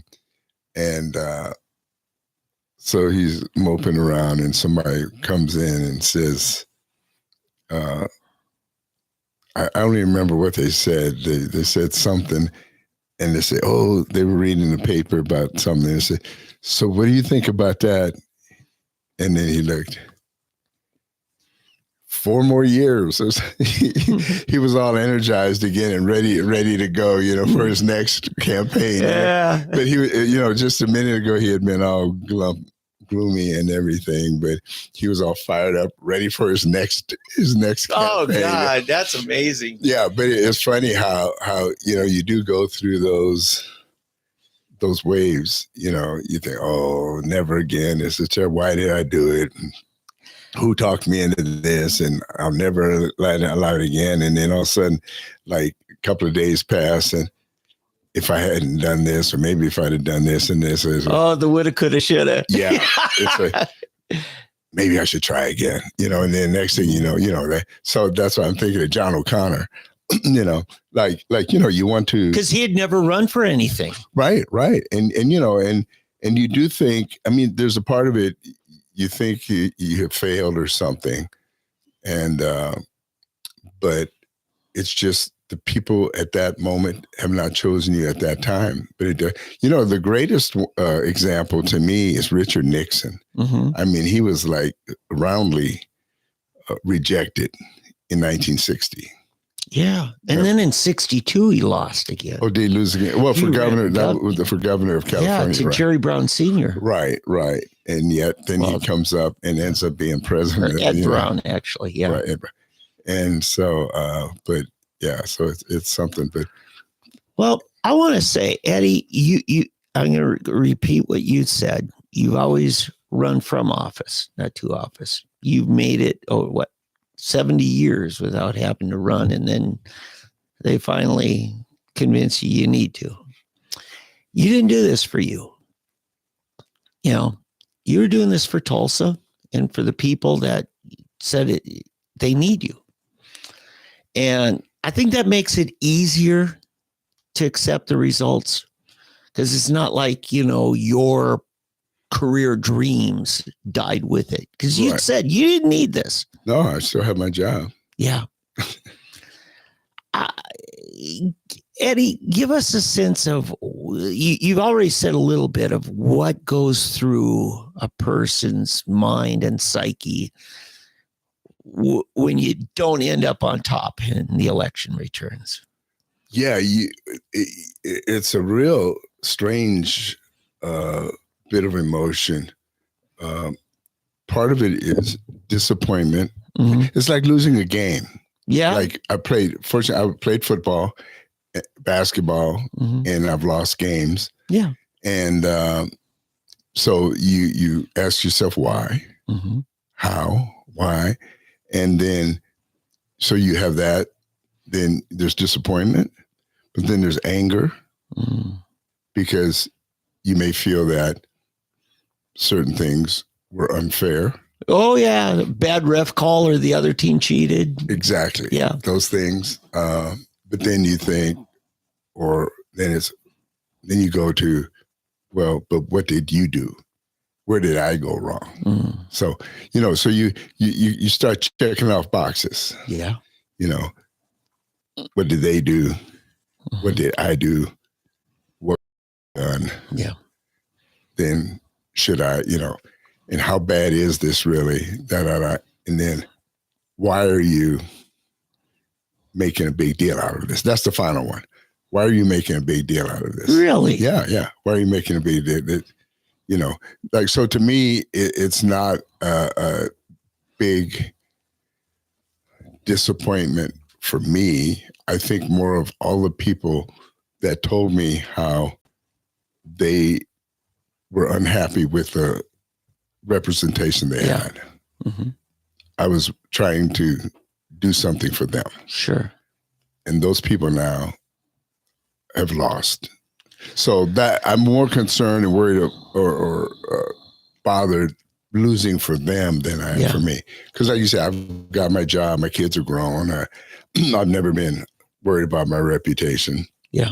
I would say I'm on a countdown clock. I've got 20, if I go to 100, I've got 27 years to go, but so it doesn't bother me because, like I said, I'm married, happily married, got kids that are doing incredibly well. Mm-hmm. So with me, it's not a big deal, but it really is about, and then there's one more. And the other, the other emotion is this, okay, suckers, see what you get now. There's that emotion. Sure. Yeah, you asked for it, you got it. You're going to see what's going to happen in the next 2 years or whatever. Mm-hmm. And which I will say this, Tulsa, you will now have the most liberal city council from mayor down than you have ever had. Yeah. This will be the most liberal, progressive council in history. Yeah, between Lori Dr. Wright, Laura Bellis. Yeah. I don't even know the lady that came and attacked me there at that. You weren't there that night, but I can't even think of her name. But anyway, her. Well, forget the D's and R's, those labels. When it comes to, is there a real conservative on the city council? I can't find one. Nope. I mean, please prove it to me. I want to see it. I want to hope there is. But up to now, even Jamie. Jamie's gone. Yeah, he's gone. Yeah, and he wasn't that, strong, hard-nosed conservative. It might be Karen Gilbert. Be the best we got. Wow, that would be interesting. Yeah, I mean, I don't know. Please prove me wrong. Please prove me wrong. Yeah. But you and I started out. I mean, you got in very late, right? Oh yeah, 3 days before filing. Right, and early on, man, it seemed like all those people who were apt and used to being active campaign volunteers were all snatched up in other campaigns months prior. And it was largely you and me. Yeah. Another thing, I think, we let down to an extent on who dictated our messaging. There were some outside sources that we don't know who they are. No, we don't. That's you can't control it. You can't. The dark money people, whatever. I still don't know who it was, but apparently they sent some push cards out that were very negative. Not your style. No. Yeah. No. And I think those they may have heard, because, the same happened with Monroe and Karen. When Karen, hers were really bad, I thought. Sure. They depicted Monroe, they were underexposed, made me look. Right. I brought some in last week. We were looking at really dark and just the angry black man. Do you really want him running? Those were really bad. And I wasn't really happy with the ones that whoever this was that sent them out on my behalf. I really was, because the ones that went out before I thought were better. Well, I did my own before. Sure. And then the other people did I think they did 2 or 3, I remember. Yeah. And those were different, but this last time it just seemed there was a whole different tone. Yeah. And I think people are tired. I don't think people like the dark negative messaging anymore. So I found out somebody that my daughter-in-law was a law office receptionist several years ago. And she says, oh, you got to meet this attorney, Lori Phillips. Lori actually was legal counsel for Mark Lewis and a bunch of people. She actually put together the grand jury petition that got Stanley Glantz removed. Yeah. And I've known Lori. She and I've talked. We, on some things, get along. Not long after I ran the Santorum campaign, the next cycle, her daughter was appointed the state coordinator for Bernie Sanders. And she won. Bernie won the Oklahoma primary for the Democrats. So I've gotten to know the Phillips family a little bit. And then when I was president of NAMI, I nominated Lori to the board of NAMI. So I find out, evidently, she was something like campaign manager for your opponent. So, and on paper, I was still listed as a campaign manager for you, although I said, after the August thing, my business won't allow me to. And believe me, that was such a painful thing for me not to be able to devote the kind of time I wish I could have for here. But you had a lot of other people step it up in the general election, at least to some degree. Mm-hmm. Probably none more than Mark Nunley and Teresa. No, the in-house people directly affiliated with us. Mm-hmm. I think they did a great job. I mean, the campaign worked itself, with them. Right. We did really well. I think it was some of the extra that didn't work as well. It was just kind of not our style. Because it's funny, because the first time up in the primary, I guess you call it the primary, in the original, it really was just you and me. Yeah. And we came that close. Well, we were sign Nazis. We had signs everywhere. Well, yeah, we had as many and maybe more the next time, but we lost. But of course, there were like 2.5 times as many votes the second time. So what are you going to do? But no. I mean, I'm not dejected. We won. Out of 14,000 votes, we came up 800 short. Yeah. So. By the way, speaking of turnout, in Oklahoma, 63% of the qualified voters, people who legally could vote, 63% cast votes. That's a huge number. Yeah. Because in the June primary, it was less than 20%. I think even less than that in your first race. So when you go from maybe 18% up to 63%, that's a much bigger electorate. Now, we thought it would turn out better for us. Yeah, I think what hurt us, again, like so often, is the early vote.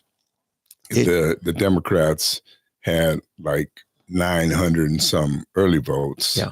Those were almost all Democrats, and that's what we lost by. Well, we lost by 800. Yeah. But 900 of those were Democrats. And so they're just good at getting out that early vote. And, this precinct where your office is at, you actually did a little bit better in the first election than the second. Both you and Hassink got 45% in the second one here, even though the registration is majority Republican, the voting is not Republican. Yeah, I don't know what the deal is there. So, folks, I just want to say, you think that we're winning because Republican voter registration is so much higher than Democrats. It doesn't mean the real voters are. No. And so, yeah, I don't know. They just, I think a lot of people, I guess they're Republican in name only. Mm-hmm. Also known as Rhino. Yeah. But I guess that's the only thing I can use to explain it. But then again, see, good authors just don't like me and don't like Paul. I mean, because if you think about it, Christie won, Hearn won, and they won decisively. So, there was something that I think the people in this area read the paper more than the people in those other areas, in those other precincts. And the newspaper, I think, at first I didn't think the Tulsa World would be that big of a deal, but I think that Tulsa World thing really made a difference. I doubt that. I really do. You do? Yeah. By the way, when you compare yourself to Kevin Hearn or Christy Gillespie, their districts a little bit overlap yours, but it's largely different electorate.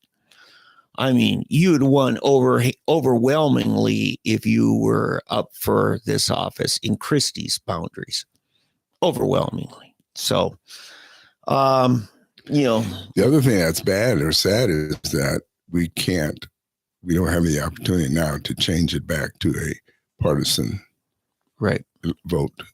It's going to stay nonpartisan. Well, it would have to take an issue petition of the people because the city council would not sponsor it going on the ballot. I did ask Dewey, would you head it up years ago when he was up for his last election and lost? And he said yes, but I haven't heard crickets since then. So, yeah, that's what's going on there. Let's see. Sotomayor is being pressured to resign from the U.S. Supreme Court. Yeah, they want to try to get somebody in there, but it's not going to work. They don't have 2/3 of the people to.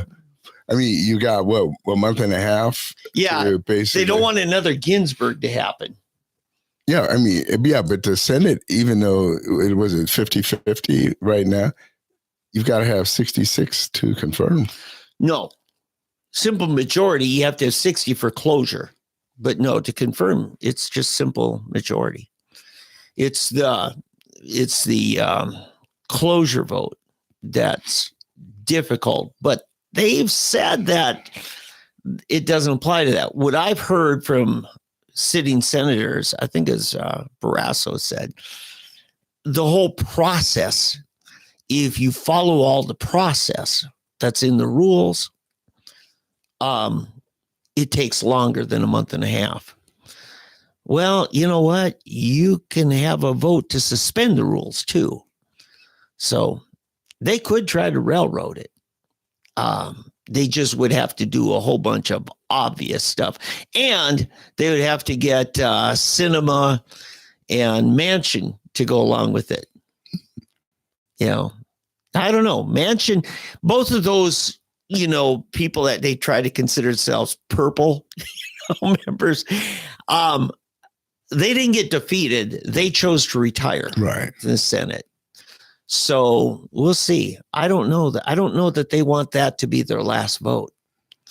So I feel pretty safe in this. Plus, trying to tell Sotomayor that, kind of pulling a Biden on her is what you're doing. Yeah. She's pretty ticked. I think she's not real happy. I would be insulted by it. Yeah.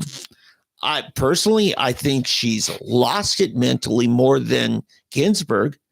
I thought Ginsburg stayed pretty sharp to the end. It was her body that was wearing out, not her mind. So we'll see what happens there. But it does point out something. There's likely to be a vacancy in the next 4 years. Mm-hmm. And think about it. That would be the fourth Trump appointee to the Supreme Court. Well, and I'll be honest with you, as much as they're trying to get rid of Clarence Thomas, I could see Clarence resigning. Yeah. Although you can't improve on Clarence. No, but he could wait 2 years or so and then say, I'm out of here. And then I think you're right. Actually, I think he'd be smart to do it before midterms, because midterms are not likely to be favorable. Right. So that's true. When he has a majority. Well, and you think about it, Clarence is still young enough. Imagine if he wasn't on the bench, but still had that bully pulpit. Because his wife is very much involved in very activist causes about issues, not so much about political campaigns, but, issues. And what he needs to do is appoint Trump, a conservative Black woman. Oh, you're going to pull that too, huh? The reason I say that is just to be a step ahead of the Democrats. Yeah. If there's somebody good. Then that's a plus. Oh yeah. No, I'm not. No, I wouldn't. I'm not pulling that stuff. I'm saying find somebody who's Clarence Thomas like, but a female. Yeah. What's the lady that was at Vanderbilt? She's on Fox all the time. She was an attorney at a law school. Can't think of her name. Well, there's a one from Stanford that worked for the Bush administration. Connie. No, not Condoleezza Rice. No, this is she's a law professor at what's the school in Nashville? Didn't I just mention? Vanderbilt. Yeah, she was at Vanderbilt. Wow, that'd be great. Yeah. Yeah. So, but if you get two of them, you're replacing Clarence Thomas and replacing, that means a majority of the Supreme Court was put there by Trump. Yeah. Yeah. Oh man. Yeah, they'll be whining in there. Yeah, you'll be triggering them like crazy. I do think that the Republican Party now has changed. It's now a party that's not against organized labor, trade union people, especially private sector. Right. It'll never be favored by the government workers union. Right. Right. So I think you got that going for you. Tariffs, we were all taught that tariffs would cause the Great Depression, but now we're really pushing for tariffs. That will be an interesting. Well, tariffs. I call them tariffs. Okay. If they're fair. In other words, if China is charging us 50% on our goods. Yeah, I think we're looking for reciprocal. Exactly. In other words, to level it out. Yeah. So in other words, if you're going to charge us $5, we're going to charge you $5. If you're going to charge us that. Now, Inhofe, many years ago, when he was in the House, pushed for an oil import fee, which is essentially a tariff. And he argued it at the Republican County Convention as a national security issue. He said, keep in mind, this was in the late 80s when the oil markets had just collapsed and OPEC was just owning us. We could not drill at a profit. Right. But see, it's different now. Yeah. And I'm saying at that time, he was able to sell that as a national security thing. It's the same thing our war hawks are doing, saying we need wars because we need to keep the weapons industry alive. So we got to go find a new war. Right. But as far as oil is concerned, he is going to drill, baby, drill. And so, we don't need that. We don't need any longer tariffs because our oil will be, it's better. And it's a different world, isn't it? Yeah. Yeah. Horizontal drilling and fracking has changed everything. Mm-hmm. Yep. No doubt. All right. Well, we better wrap it up. It's over 3 hours today. Yeah. Yep. And it's a new world, and we're ahead of it because we've been podcasting now we're in our 4th season. And Joe Rogan just put podcasting on a much higher profile. Because, he had 100 million views. If we could get a tithe of that. Yeah. Joe, are you listening? But what we're really saying, and it's something, obviously, if you're watching this, you figured it out. Get your news on demand when you want. Yeah, and what we need to do is look at getting good guests. We need to get some work on our game and improve. Yeah, we need to improve our game. So look for that in the next year. Okay? Yes. In other words, quit counting on candidates running for office who stiff you. If they, because hello, Monroe and Karen. Well, in Monroe's case, he doesn't care. Yeah. He got in. So, all right, everybody. Hey, God bless. Take care. And we look forward to talking to you next week. Go Red Raiders. Guns up. Yeah.